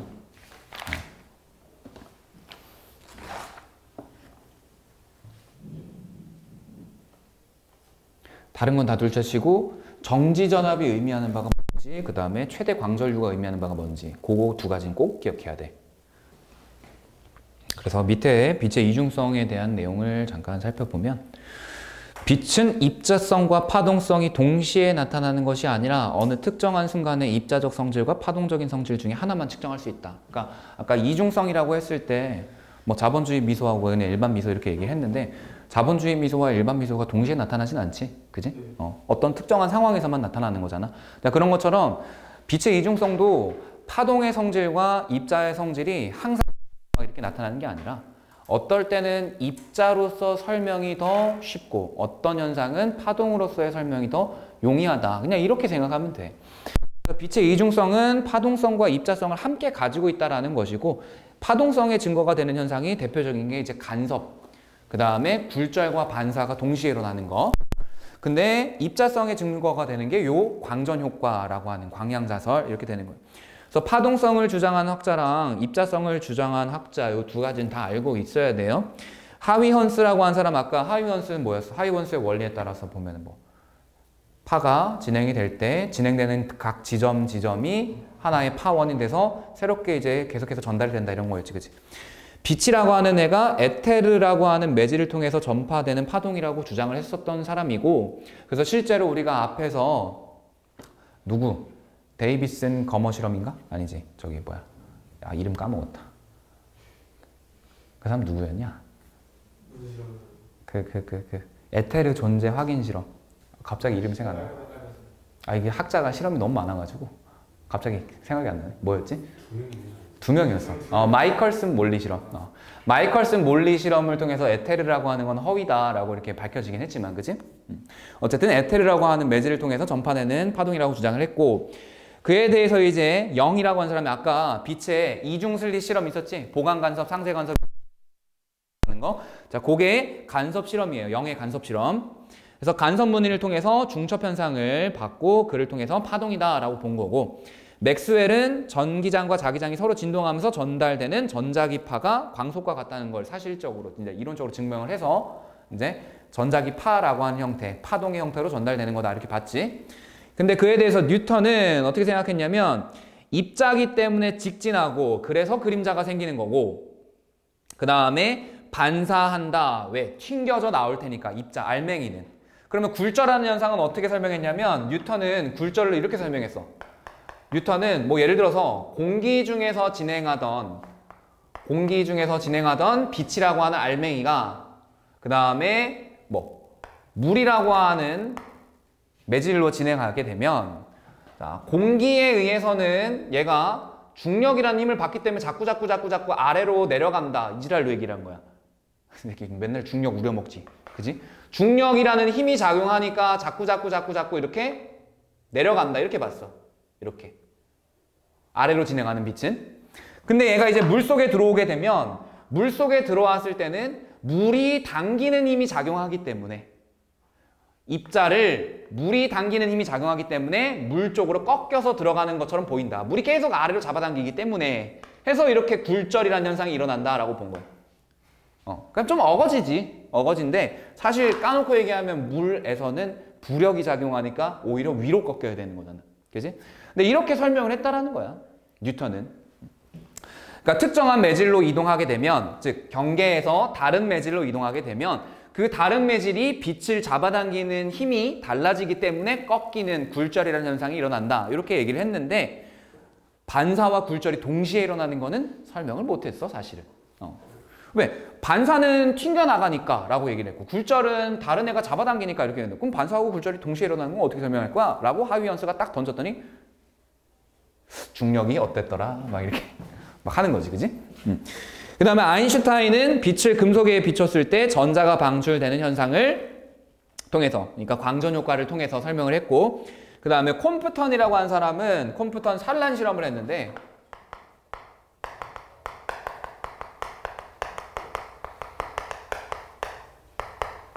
이 산란 실험이라고 하는 거는 쉽게 생각하면은 얘도 반사의 일종이야. 반사의 일종이고 튕겨져 나가는 걸 얘기하는 거거든. 튕겨져 나가는 걸 얘기하는 거야. 자, 빛을, 자, X선을 쏘아줬어. 어떤 입자에다가. 뭐 금속판이 됐든 어디다 쏘아줬어. 금속에다가 쏘아줬을 때 어떤 일이 벌어졌냐면 이 X선이 튕겨져 나온 거야. 이렇게 산란한 거야. 산란된 X선. 이렇게. 산란된 X선. 자, 산란된 X선이 있고 이때 금속에서 광전 효과가 일어날 거니까, 그지? 전자가 튀어나갈 거야. 전자가 이렇게 튀어나가. 전자가 이렇게 튀어나가. 그치? 자, 만약에 이게 파동이라 그러면 파동의 산란 실험, 산란은 다르게 얘기하면 그냥 튕겨 나오는 거니까 반사잖아. 그러면 이때 입사하는 X선하고 튕겨져 나오는 반사된 산란된 X선하고 우리 반사라고 하는 현상에서는 진동수나 뭐 주기, 그리고 뭐 파장 이런 것의 변화가 있어 없어? 없지, 그치? 그러니까 파동의 반사 현상으로 설명하자면 입사하는 X선과 튕겨져 나오는 X선에 대해서 파장과 주기 진동수의 변화가 없어야 돼. 근데 실제로 관측했더니까 어떤 일이 벌어졌냐면 이 살랜다는 X선에 파장이 길어진 것으로 관찰이 되는 거야. 그럼 파장이 길어진 걸로 관찰됐다라는 거는 다르게 얘기하면 뭐야? 에너지가 어떻게 됐다? 줄어들었다. 자, 같은 매질에서 진동하고 있으니까 같은 매질에서 진동하면 우리 속력은 진동수 곱하기 파장 이렇게 F람다 이렇게 썼잖아. 속력이 같은 전자기파 빛에 대해서 파장이 길어졌다라는 거는 진동수가 짧아졌다라는 거고 진동수가 짧아졌다라는 거는 에너지에 손실이 생겼다 이런 거지. 그 에너지가 어디로 갔다라는 거야? 이 전자한테 갔다라는 거야. 그래서 콤베턴 산란 실험을 통해서 얘가 파동이라 그러면 산란된 X선은 절대 에너지가 바뀌면 안 되고 파장이라든가 이런 것들이 바뀌면 안 되는데 파장이 바뀐 걸로 보아서 전자에게 에너지의 일부가 전달이 되었다. 마치 광전 효과에서 전자가 이제 X선이라고 하는 광자가 가지고 있는 에너지를 받아가지고 운동 에너지 가지고 튀어나와. 그래서 이렇게 금속의 X선을 비추었을 때 금속에서 전자가 방출되고 X선이 산란되는데 이때 산란된 X선의 파장이 길어지는 현상, 이걸 통해서 빛이 입자의 성질을 가지고 있다라고 설명을 한 사람이다 라고 보면 되고요. 그 다음에 뒤로 가서 이러한 빛의 입자성을 가지고 우리가 영상 정보를 기록하거나 하는데, 자, 첫 번째 광다이오드라는 게 있어요. 광다이오드. 이 광다이오드라고 하는 거는 말 그대로 빛을 받으면 전류가 흐르는 다이오드야. 그러니까 일반적인 다이오드는 어떤 거였어? 일반적인 다이오드는 특정한 방향으로 전류가 흐르는 그런 거잖아. 그걸 이제 우리가 순방향 전압 이렇게 얘기하고, 역방향 전압으로 걸렸을 때는 전류가 흐르지 않는다 이렇게 얘기했었고, 그 다음에 순방향으로 걸렸을 때만 전류가 흐르니까 정류작용을 한다 뭐 이렇게 얘기를 했었잖아. 근데 광다이오드는 똑같이 P형 반도체하고 N형 반도체 이렇게 둘로 구성이 되어 있어. 근데 P형 반도체하고 N형 반도체 사이에 이제 그림을 그리면 여기 P형 반도체가 있고 N형 반도체가 이렇게 있을 때 이렇게 둘을 접합해 놓고 P형, N형 이렇게 접합해 놓고 여기 위에다가는 금속판을 올려놓고 여기 금속판 밑에다가 이제 전하가 나가지 않도록 절연층을 만든 거야. 절연층. 여기다가 절연층을 덮어놨어. 절연층 이렇게 덮어놨어. 이렇게 덮어놓고 여기 위에 금속판에다가 빛을 비춰주는 거야. 빛을 비춰주는 거야. 이렇게 빛을 비춰주게 되면 우리 P형 반도체는 주로 뭐가 만들어져 있고? 양공이 만들어져 있죠. 양공. 그 다음에 N형 반도체는 전자가 만들어져 있지. 이렇게 빛을 비춰주게 되면은 이 빛이 P형 반도체하고 N형 반도체 안쪽으로 이렇게 침투돼가서 나면서 전자하고 양공의 쌍이 만들어지는데, 이때 전자하고 양공이 어디로? 전자는 플러스가 연결된 쪽으로 이동하겠지. 그 다음에 양공은 마이너스가 연결된 쪽으로 이동하겠지. 그치? 자, 여기 지금 그림에서는 N형 반도체가 위쪽에 있고 P형 반도체가 아래쪽에 있지? 자, 그냥 똑같다고 생각하면 돼. 양공은 이렇게 이동하고 전자는 이렇게 이동해. 그러면 양공과 전자가 흐름이 생기면서 이쪽에 P형하고 N형 쪽에 연결된 도선에 전류가 흐르게 되는 거야. 그래서 반대로 바꿔주고 이제 만들어 보게 되면은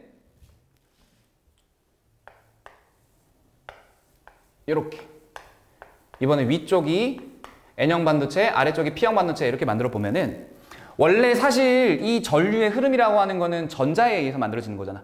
그지? 자, 전자라는 애가 튀어나와가지고 이렇게 회로를 돌고 돌아서 다시 이렇게 들어가. 그러면은 양공이라고 하는 애가 있잖아. 양공이라는 애가 이쪽 반대편에 자꾸 이렇게 쌓이게 돼. 자, 이때는 양공이라는 애가 여기 계속해서 쌓이게 되니까 여기가 양공으로 가득 채워져 있겠지. 그치? 그러면 여기가 양공이 많이 채워져 있으면 많이 채워져 있을수록 양공이 이렇게 이동하기가 힘들어지지. 양공이 채워질수록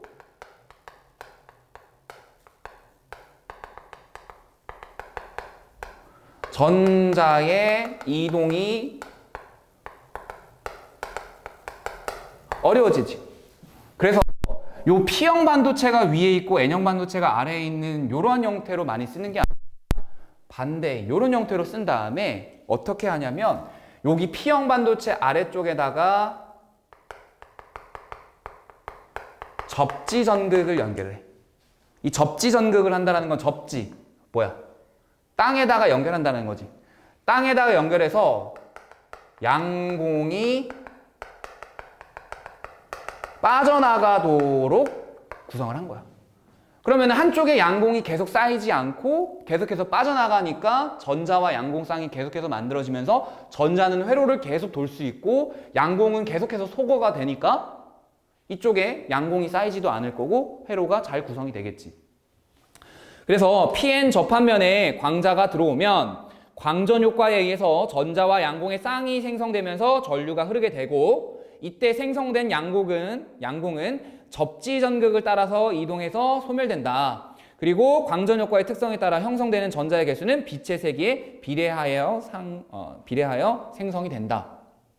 그 광다이오드를 이용해서 CCD라고 하는 전화 결합 소자를 만드는데 이 전화 결합 소자는 구조랑 이런 것부터 먼저 보면 수백만 개의 광다이오드가 규칙적으로 배열이 되어 있어.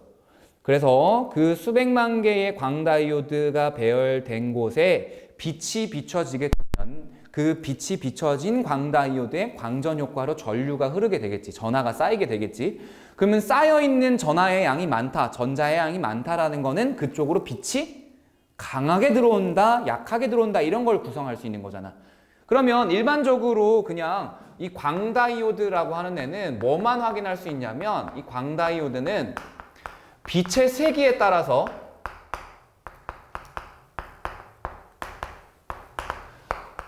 전하의 양이 결정되는 거지.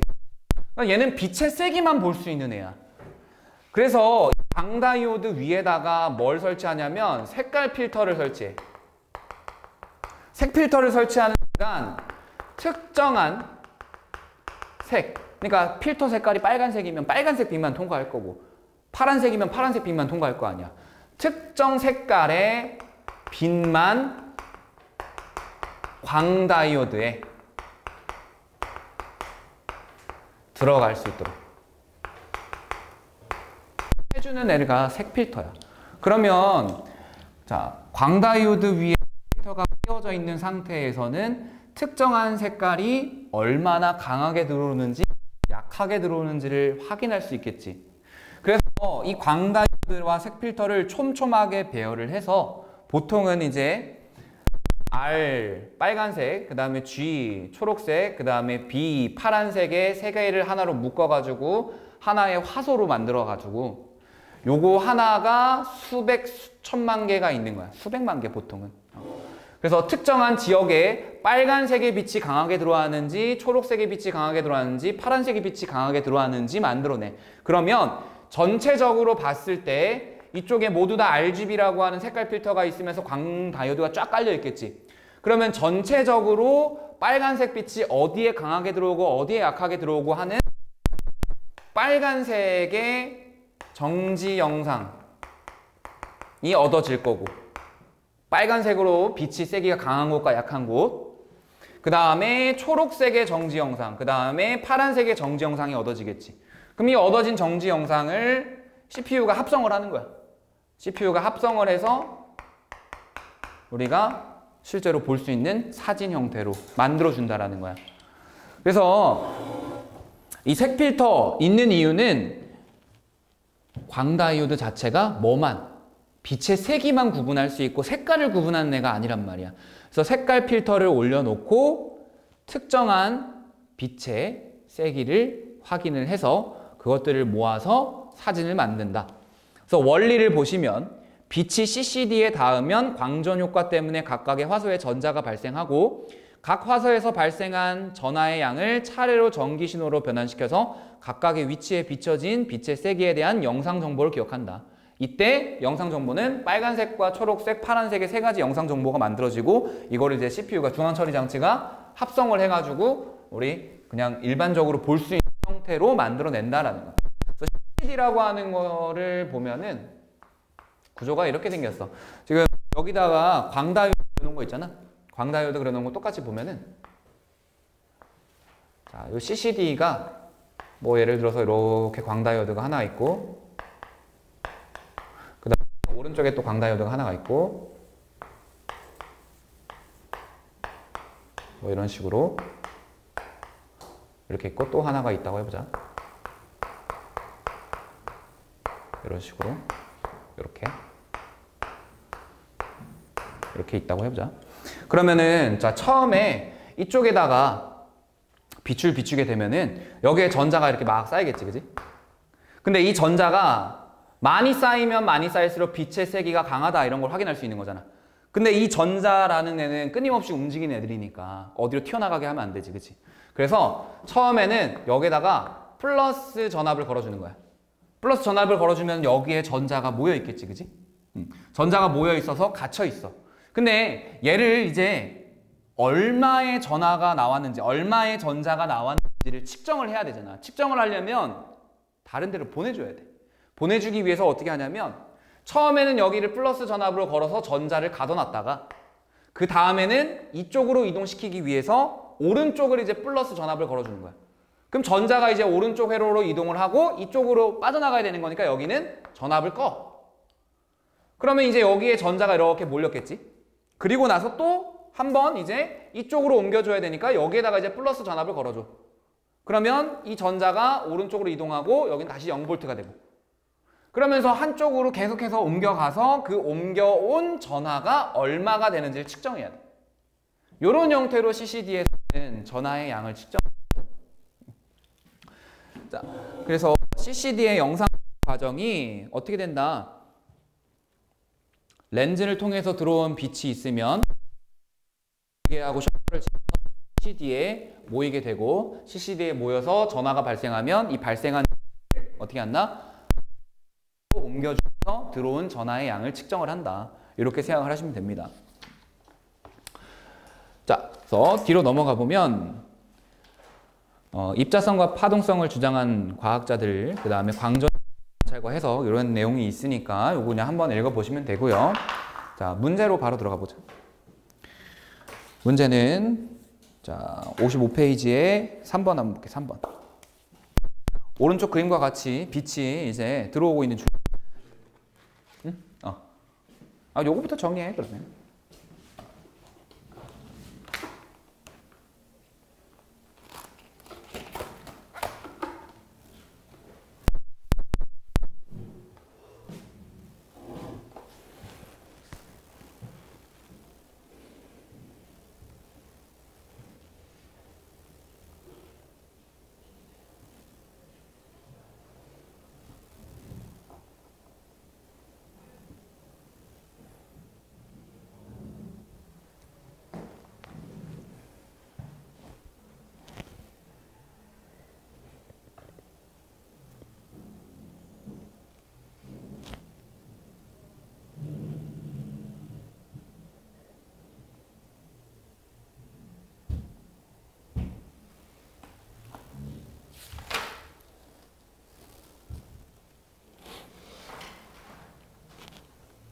됐어? 자, 3번 보면은 빛이 공기 중에서 물 속으로 진행할 때 굴절 현상이 나타나는 거 뉴턴과 하이원스의 주장을 옳게 짝지어라 라고 했는데 뉴턴은 대표적으로 입자다라고 얘기를 했고 하이원스는 파동이다 얘기했지. 그러면 파동이다 라고 했으니까 일단 기억은 뉴턴이 얘기한 거고 니은은 하이원스가 얘기한 거. 빛의 속력은 공기 중에서와 물 속에서 같다라고 했는데 하위연스는 파동이라고 얘기했으니까 이 파동, 하위연스에 따르면 빛은 에테르라고 하는 매질을 통해서 전달이 되는데 지금 공기 중하고 물 속에서 보면은 물 속에서 더 느리다라고 얘기를 했겠지. 왜? 더 밀한 매질이니까. 그러니까 공기 중에서와 물 속에서 같다? 틀렸죠. 하위원스의 말은 아니지. 그럼 뉴턴의 말이 생각해보면 아까 뉴턴 뭐라 그랬어? 공기 중에서는 중력이 당기니까 내려간다 그러지만 물 속에서는 물도 당기기 때문에 아래로 꺾인다 그랬지. 그럼 물도 당긴다라는 거는 중력에다가 물까지 당기니까 더 빠르다 이렇게 되겠지. 그지? 그러니까 뉴턴도 물하고 공기에서 속력은 다르다라고 얘기를 한 거야. 그러면 디귿 틀렸지 아예? 리을번은 빛의 속력은 물 속에서보다 공기 중에서 빠르다. 이거는 파동의 성질을 얘기한 하위연스의 주장이 될 거고, 공기 중에서보다 물 속에서 빠르다. 그치? 뉴턴이 되겠지? 물이 당겨주니까 더 빨라졌다. 이렇게. 그래서 3번이 정답이 됩니다. 그 다음에 5번이 아까 내가 그려놨던 뭐 금속판 하나 그리고 금속 그리고 이렇게 판때기 그려놓은 요거랑 똑같은 그림이야. 자, 기억번. 빛의 세기가 약하면 광전자가 튀어나올 때까지 걸리는 시간이 증가한다 라고 얘기했는데, 요거는 뭐야? 파동의 성질을 얘기하는 거지. 빛이 파동성을 가지고 있을 때의 결과입니다. 이거는. 기억번 틀렸어. 니은번. 진동수가 큰 빛을 비출수록 튀어나오는 광전자의 최대 운동 에너지가 증가한다. 맞나요? 자, 이 식 꼭 기억해. 광전자의 최대 운동 에너지 EK는 비춰주는 광자의 에너지 빼기 1함수 또는 H 곱하기 F 마이너스 H 곱하기 F0. 요때 F0는 문턱 진동수라 그래서 전자가 이제 금속이 당기는 그 힘을 이겨내고 나가기 위한 최소한의 진동수라고 생각하면 돼. 됐죠? 그러니까 니은번 맞는 복이고, 디귿번. 광전자가 튀어나올 때 광전자의 수를 증가시키기 위해서는 빛의 세기를 증가시켜야 된다. 맞아요? 세기가 곧 광자의 수고, 광자의 수가 많을수록 광전자가 많이 튀어나온다. 이렇게 얘기한 거니까 정답은 4번 거고요. 그 다음에 8번이 요 그림이야. 8번이 전하자를 구성하는 화소의 구조인데, A는 전하를 띤 입자이고 1에는 플러스 V, 2와 3에는 0V의 전압이 걸려있는 상태야. 그럼 얘를 한쪽으로 점점 옮겨가지고 들어온 전하의 양을 측정한다 그랬지? CCD는. 그래서 기억번. A는 양전하를 띈다라고 했는데 얘는 전자야. 그치? 그러니까 플러스 전압에 붙잡혀 있는 거잖아. 그러니까 A는 음전하를 띈다라고 얘기를 해야 되겠지? 그 다음에 니은번에 A는 광전 효과에 의해 발생하는 전자니까 니은번 맞고, 디귿번. 전극 2에 걸리는 전압을 플러스 V로 바꾸면 전극 1과 2의 아래쪽에 A가 골고루 퍼진다. 자, 전극 1하고 2에 지금 동시에 플러스 전압이 걸리는 거니까 얘가 퍼져나가겠지. 만약에 이쪽을 꺼버리게 되면 한쪽으로만 가겠지만. 그러니까 디귿번은 맞는 보기가 되겠죠. 자, 그 다음에 14번.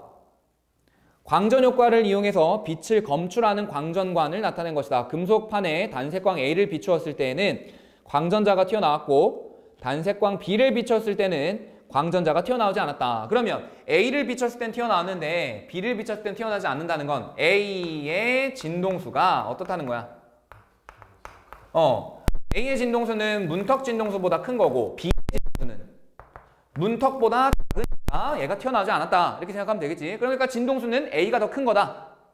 그러면 빛이라고 하는 애가 진동수가 크다 라는 말은 파장이 어떻다라는 거야. 짧은 빛이다 이렇게 되는 거지. 왜? 빛의 에너지는 플랑크 상수 곱하기 진동수인데 얘는 플랑크 상수 곱하기 파장분의 광속 이렇게 되는 거니까. 그래서 기억번. 진동수는 A가 B보다 크다. 맞는 복이지. 니은번. B의 세기를 증가시키면, 자, B는 문턱 진동수보다 작은 진동수의 빛이기 때문에 아무리 세기를 증가시켜도 광전 효과가 일어나진 않지. 그 다음에 디귿번에 A의 진동수가 클수록 튀어나오는 광전자의 최대 운동 에너지가 커진다. 요거 맞는 보기가 되겠네요. 그래서 14번에는 정답 4번 이렇게 되겠지. 자, 그 다음에 뒤로 넘어가서 실전 문제로 가보면 이제 5번에 색다른 그래프가 하나 나와 있어. 근데 요 그래프 해석하는 거는 그렇게 어렵진 않아요. 자, 어떤 그래프냐면 식은 배우고 그래프만 안 그렸어. 그래서 거기다가 그래프 한번 해볼게. 자, 우리 식을 어떤 걸 배웠냐면 EK라고 하는 광전자가 가지고 있는 운동 에너지. 이때 이 EK를 뭐라고 하냐면 EK max 해가지고 광전자의 최대 운동 에너지라 그래. 광전자의 최대 운동 에너지는 뭐였어? 플랑크 상수 곱하기 빛의 진동수 빼기 금속의 1함수 이렇게 됐지. 요거를 요런 형태로 생각하면 돼. Y축 값은 일정한 상수의 X축 값 Y절편 이런 식으로 생각을 해봐. 그러니까 뭐야? 기울기가 플랑크 상수이고 X축 값이 진동수이며 y절편이 이람수인 그래프다라고 생각하면 되겠지. 그래서 y축을 운동에너지, 그 다음에 x축을 여기 이제 F니까 빛의 진동수가 되겠지. 그지? 그러면 y절편으로 나타나는 게 여기가 W가 되는 거잖아. 여기가 W, 마이너스 W 이렇게 되는 거지. 그러니까 y절편이 의미하는 게 뭐야? 금속의 이람수 얘기하는 거야. 그럼 얘는 지금 플랑크 상수를 기울기로 하는 1차 함수니까 그냥 기울기가 일정하게 그리면 되지. 그럼 그때 나오는 요 x절편 값이 뭐야? 자, 이게 0인 거잖아. 그럼 내가 W는 뭐라고 쓴다 그래서 다시 HF0, 여기서 F 뭐야? 문턱진동수잖아. HF 빼기 HF0가 0이라는 거는 F와 F0가 같다 이런 얘기지. 뭘 얘기하는 거야? 그러니까 F0를 얘기하는 거야. 그러니까 자, 요 그래프에서 우리가 알 수 있는 거는 y절편 값이 뭐다? 이람수가 고, 그 다음에 x절편 값은 뭐다? 문턱진동수. 그지? 문턱진동수. 이렇게. 그러면 다른 금속을 사용한다고 해봐봐. 다른 금속을 사용하게 되면 뭐가 바뀌는 거야? 그치? 얘가 바뀌는 거고 얘가 바뀌는 거지. 그러니까 뭐만 바뀌는 거야? x절편만 바뀌는 거야. 내가 이렇게 그리면 어떤 애야? 이람수가 큰 금속이다. 문턱진동수가 큰 금속이다. 이러면 되고, 내가 이렇게 그리면 이람수가 작은 금속이다. 문턱진동수가 작은 금속이다. 그러면 동일한 빛을 비춰줬을 때, 동일한 세기의 빛을 비춰줬을 때 광전자의 최대 운동 에너지는 뭐가? 이람수가 작은 애가 제일 크게 나타난다. 이렇게 해석이 되는 거지.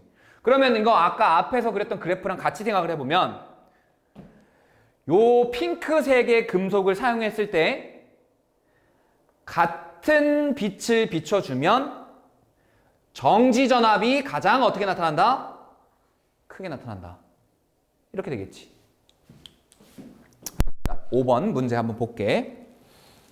가는 금속판에 빛을 비추었을 때 광전자가 방출되는 모습을 나타낸 것이고, 나는 광전자의 최대 운동 에너지를 빛의 진동수에 따라 나타낸 것이다. 진동수가 F0이고 세기가 I0인 빛을 비추었을 때 광자의 에너지는 E다.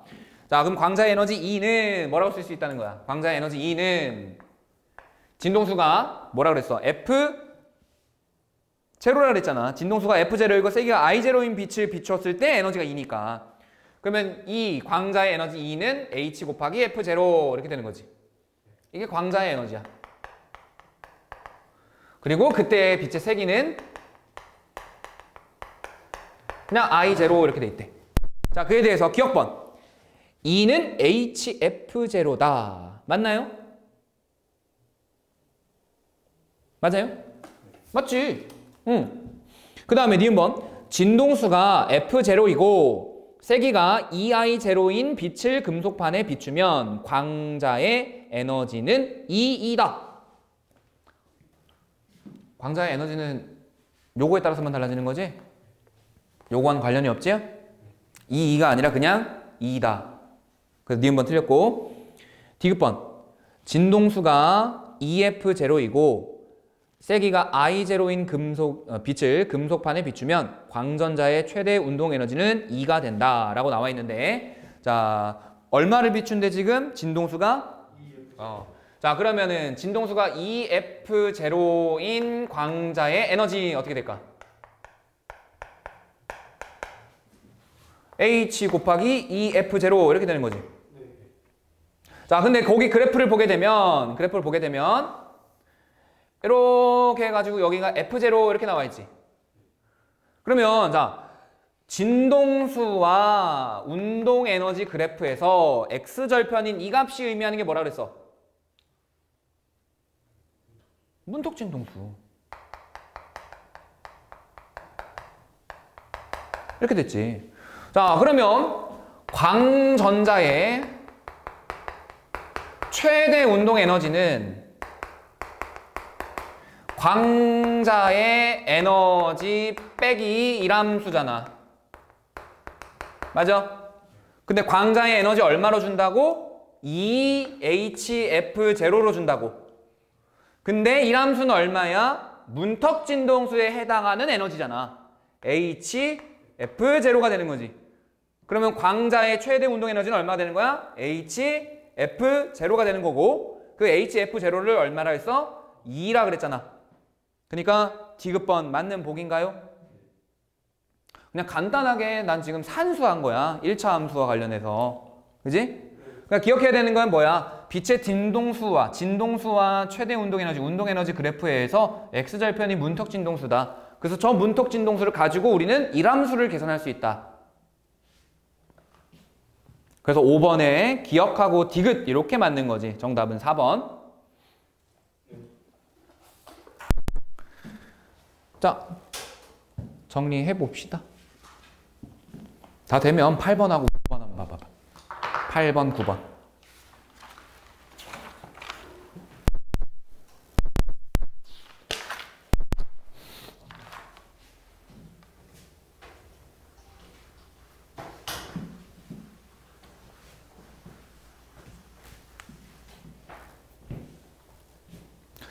자, 8번 보면은 전하 결합 소자 CCD에 화소에 생성된 전자를 전하량 측정 장치로 이동시키는 과정을 순서대로 나타낸 것이고, 표는 전극 1, 2, 3에 거는 방법을 나타낸 것이다. 자, 나에서 라의 적절한 방법을 옳게 짝지은 것은, 이게 무슨 말일까? 응?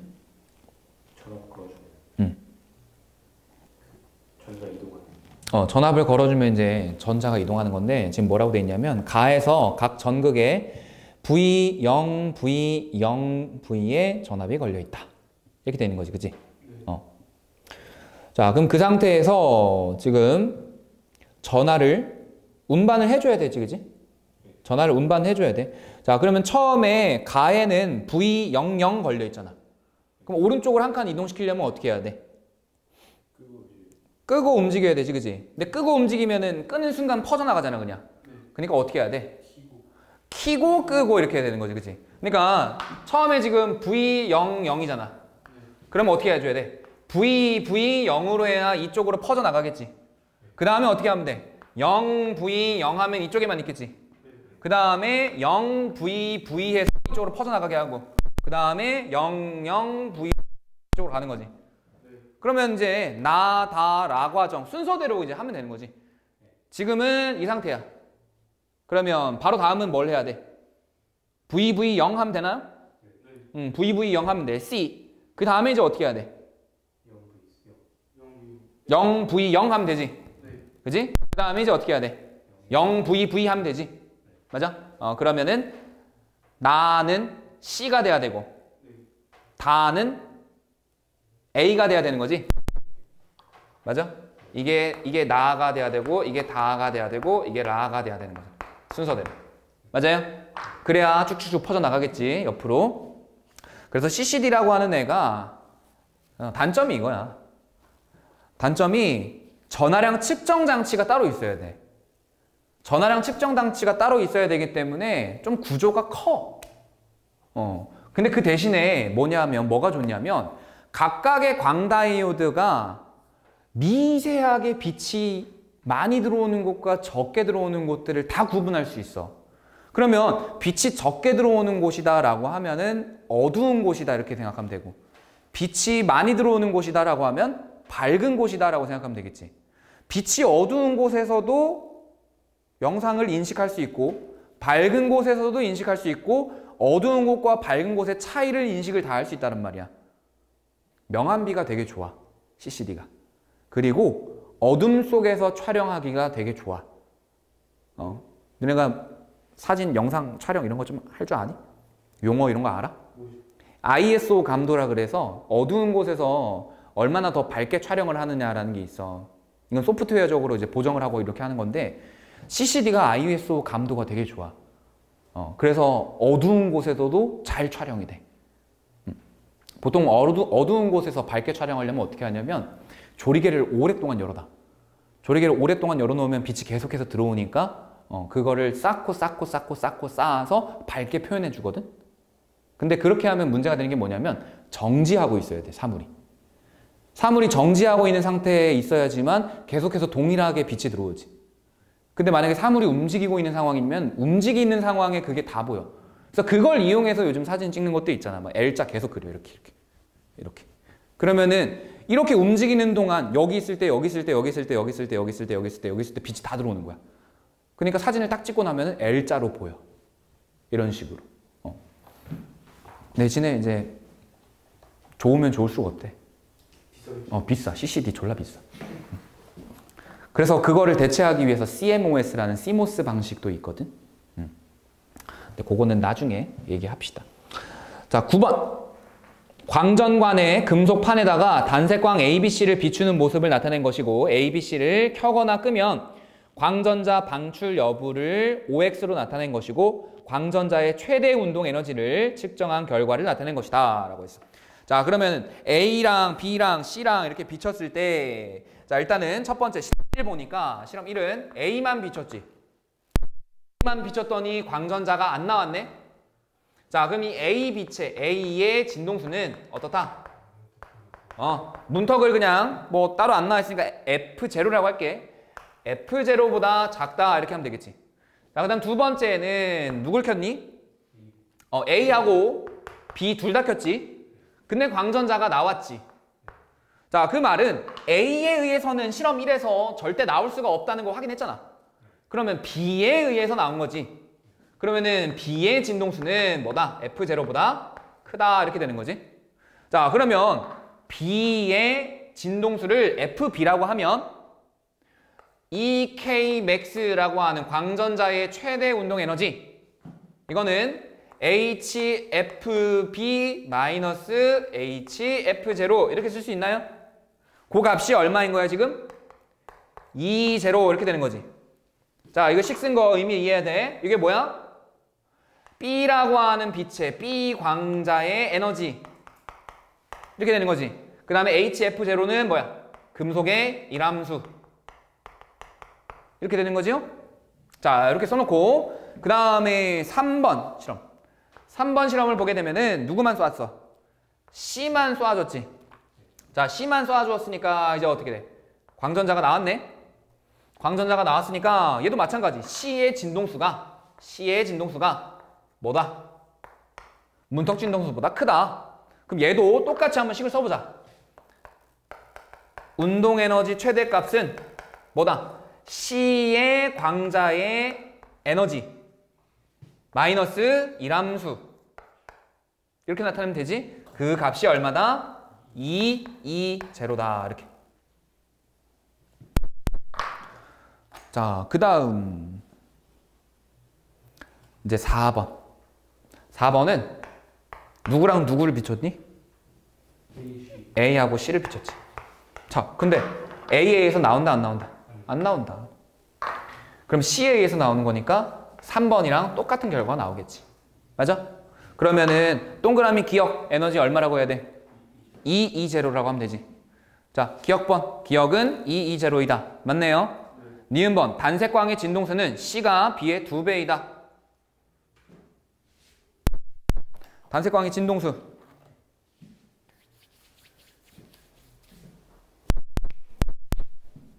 자, 이거 보자. 같은 값을 빼줬는데 값이 2배라는 거지. 그렇다고 얘가 2배냐? 그건 아니지. 니은번 틀렸네. 2배가 될 수도 있어. 그지? 저 일함수가 요 F0가 얼마냐에 따라 달라지잖아. 그지? 근데 아닐 수도 있죠. 그 다음에 디귿번. 실험 1에서 A의 세기를 증가시키면 광전자가 방출된다. 안 되지. 왜? 문턱 진동수보다 작은 빛이니까 안 된다. 이렇게 되겠네. 자, 뭐 잠깐 쉬죠. 한 3분, 5분 정도. 자, 물질파 그냥 간단하게 개괄적인 내용만 얘기할게요. 자, 빛이 파동과 입자의 성질을 모두 가지고 있어서 이중성이 나타난다 이렇게 얘기했지. 그래서 드브로이라는 사람이 이제 아인슈타인의 제작격 되는 사람인데, 이 드브로이가 파동성을 갖고 있다는 빛도 입자성을 갖고 있으니까 그럼 입자, 완벽하게 입자인 물질들도 파동의 성질을 가지지 않을까요? 라고 하는 의문에서부터 출발한 거거든. 그래서 물질파 또는 드브로이파라고 얘기하는데 이 파를 뭐라고 하냐면 그냥 전자나 야구공과 같은 이런 물질이 가지고 있는 파동의 파장을 가지고 물질파의 파장 또는 물질파 이렇게 얘기를 하고, 이 물질파를 확인하는 거는 당연히 물질인데 파동의 성질이 나타나는 거, 그걸 가지고 확인했겠지. 그래서 물질파가 만드는 회절현상과 간섭현상, 회절현상이라는 거는 이제 뭐 장애물을 되돌아 나가는 현상이라고 생각을 하면 되고, 간섭은 아까 뭐였어? 보강과 상쇄와 같은 것들이다라고 보면 되겠지.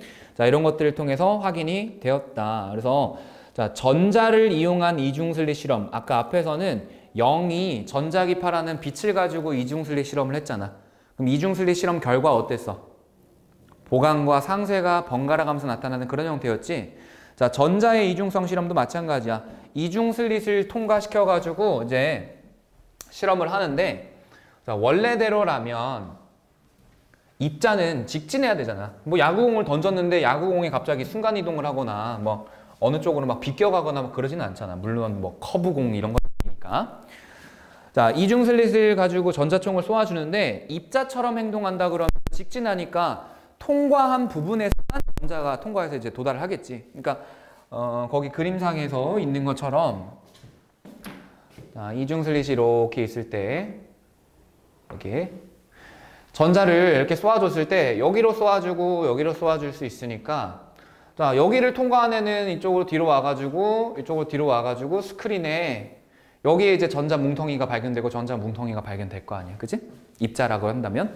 근데 실제로 실험을 했더니 어떻게 나타났냐면 얘가 여기서 많이 나와. 근데 여기서 적게 나와. 여기서 갑자기 또 많이 나와. 적게 나와.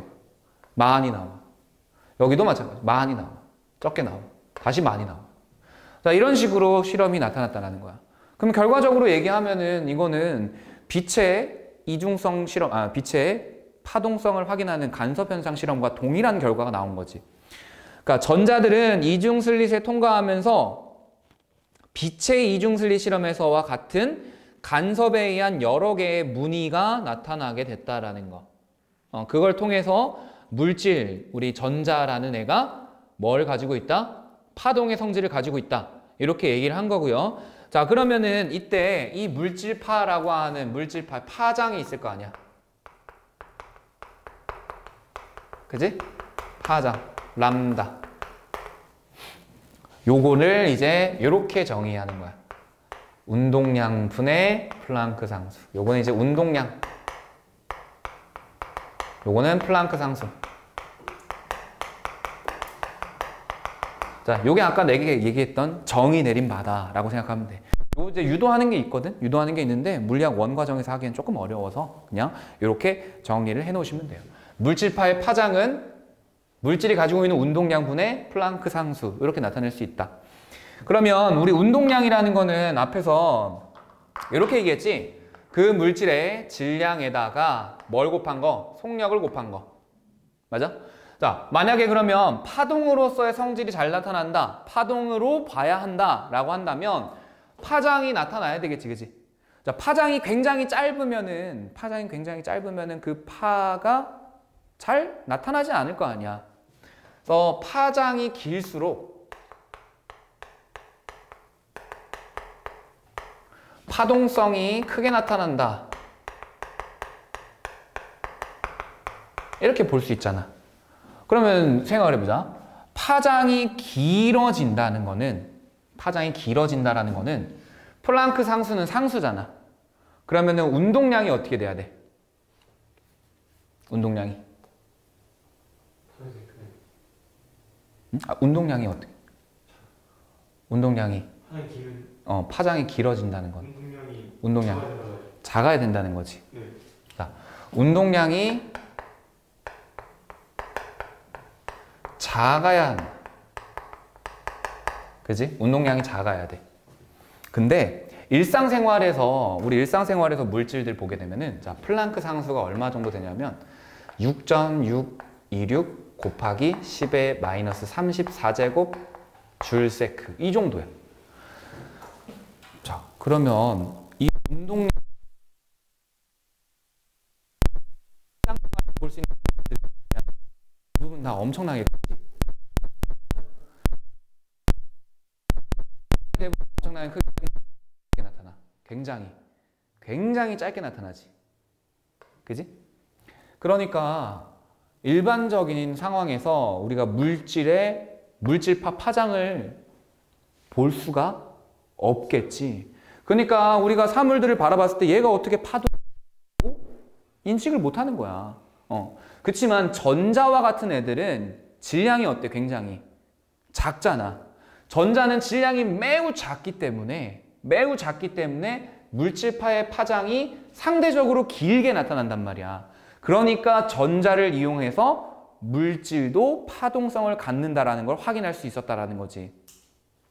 자, 거기 밑에 보면은 톰슨의 전자 회절 실험이라고 하는 게 있는데, 톰슨이 X선과 전자의 드브로이 파장이 같도록 해서 얇은 알루미늄 방막에다가 쪼였다. 얇은 알루미늄 방막에다가 쪼였는데 이때 나타나는 회절 무늬가 무슨 말이냐면, 자, 일단은 X선이라고 하는 거는 뭐 빛이니까 파동의 성질 잘 나타나잖아. 그치? 자, X선의 파장이 있어. X선의 파장을 람다 X라고 할게. 자, 이때 나타나는 회절 무늬가 있을 거야. 회절 무늬. 회절 무늬가 뭐 거기 그림에 있는 것처럼 뭐 이렇게 나타난다고 하죠. 회절은 장애물을 되돌아가는 건데, 장애물 되돌아가가지고 이렇게 무늬가 나타났어요. 이렇게. 그지? 자, 근데 전자가 있을 때 이 전자라고 하는 애는 물질 때문에 물질파의 파장을 임의로 조절을 할 수 있을 거야.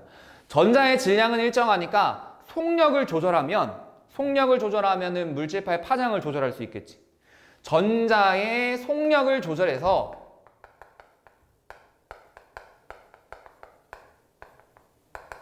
X선과 동일한 파장으로 만들어주고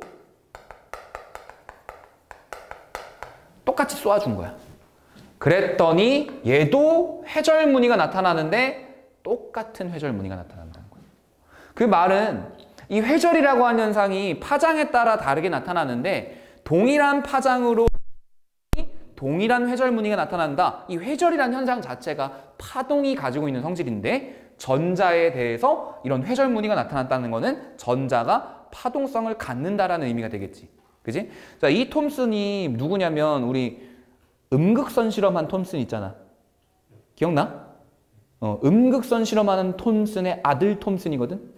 그러니까 아빠는 음극선 실험으로 노벨상 받았고 아들은 전자 회절 실험을 가지고 노벨상 받았어. 노벨상 받은 존나 대단한 부자야, 그치? 대단한 양반들이야. 당연히 영국인이고. 그 다음에 데이비슨과 거머의 전자 회절 실험.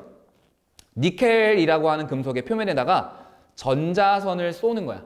자, 니켈이라고 하는 금속판에다가 이제 전자를 쏘는 거야. 전자를 이렇게 탁 쏘는 거야. 탁 쏘면은, 자, 여기 니켈 금속 결정이 있겠지, 그치? 이렇게 니켈 금속 결정이 있을 거 아니야? 자, 니켈 금속 결정이 이렇게 있으면 요 니켈 금속 결정에 반사되어서 튕겨나가는 애도 있을 거 아니야? 튕겨나가는 애들. 자, 튕겨나가는 애도 있어. 그럼 이쪽으로도 튕길 거고, 이쪽으로도 튕길 거고, 막 이쪽으로도 튕길 거고, 막 이쪽으로 튕길 거고, 막 여기저기로 튕길 거 아니야. 자, 만약에 입자라고 한다 그러면은 그냥 온사방으로 다 튕기지. 그냥 쉽게 생각하면은 니네가 구슬 하나를 바닥에다가 던지게 되면은 그 구슬이 어디로 튈지 모르잖아. 그치? 그러면은 실험 결과가 어떻게 나타나야 돼? 이쪽으로 튕긴 구슬 개수, 이쪽으로 튕긴 구슬 개수, 이쪽으로 튕긴 구슬의 개수가 되게 뭔가 뭐 정규 분포 곡선 형태를 나타낸다라든가 아니면은 뭐 비슷하게 나타난다라든가 그냥 확률 분포에 따라 나타나겠지. 근데 실험을 해봤더니 어떤 일이 벌어졌냐면 벌레 뭐야 이거? 요 입사하는 요 전자선에 대해서 대략 한 50도 각도를 이루고 있는 지점에서 가장 많은 전자선이 검출됐다라는 거예요. 자, 그럼 왜 이런 일이 벌어질까? 뭐라고 설명하면 되는 거야? 50도 각도를 이루는 지점에서는 보강 간섭이 일어났기 때문에 전자의 선이 많이 발견되는 것이고, 다른 지역에서는 상쇄 간섭이 일어났기 때문에 뭐가? 전자선이 거의 검출되지 않은 것이다 라고 해석을 할 수 있다는 거지. 그래서 니켈 표면에 전자선을 쏘았을 때 50도의 각도를 이루는 곳에서 튕겨나오는 전자의 수가 가장 많았다. 이 결과는 물질파가 반사되어 나올 때 특정한 각도에서 보강 간섭이 일어나는 것으로 해석을 할 수가 있다라는 거지. 알겠습니까? 네. 자, 그래서 요거 계산하는 게 있긴 있거든. 계산하는 게 있어. 뭐 예를 들어서 전자를 얼마의 속도로 쏘아주느냐에 따라서 이게 각도가 달라지는데, 그건 이제 뭐 계산을 하면 되지만 계산하는 거 졸라 어렵겠지, 그지?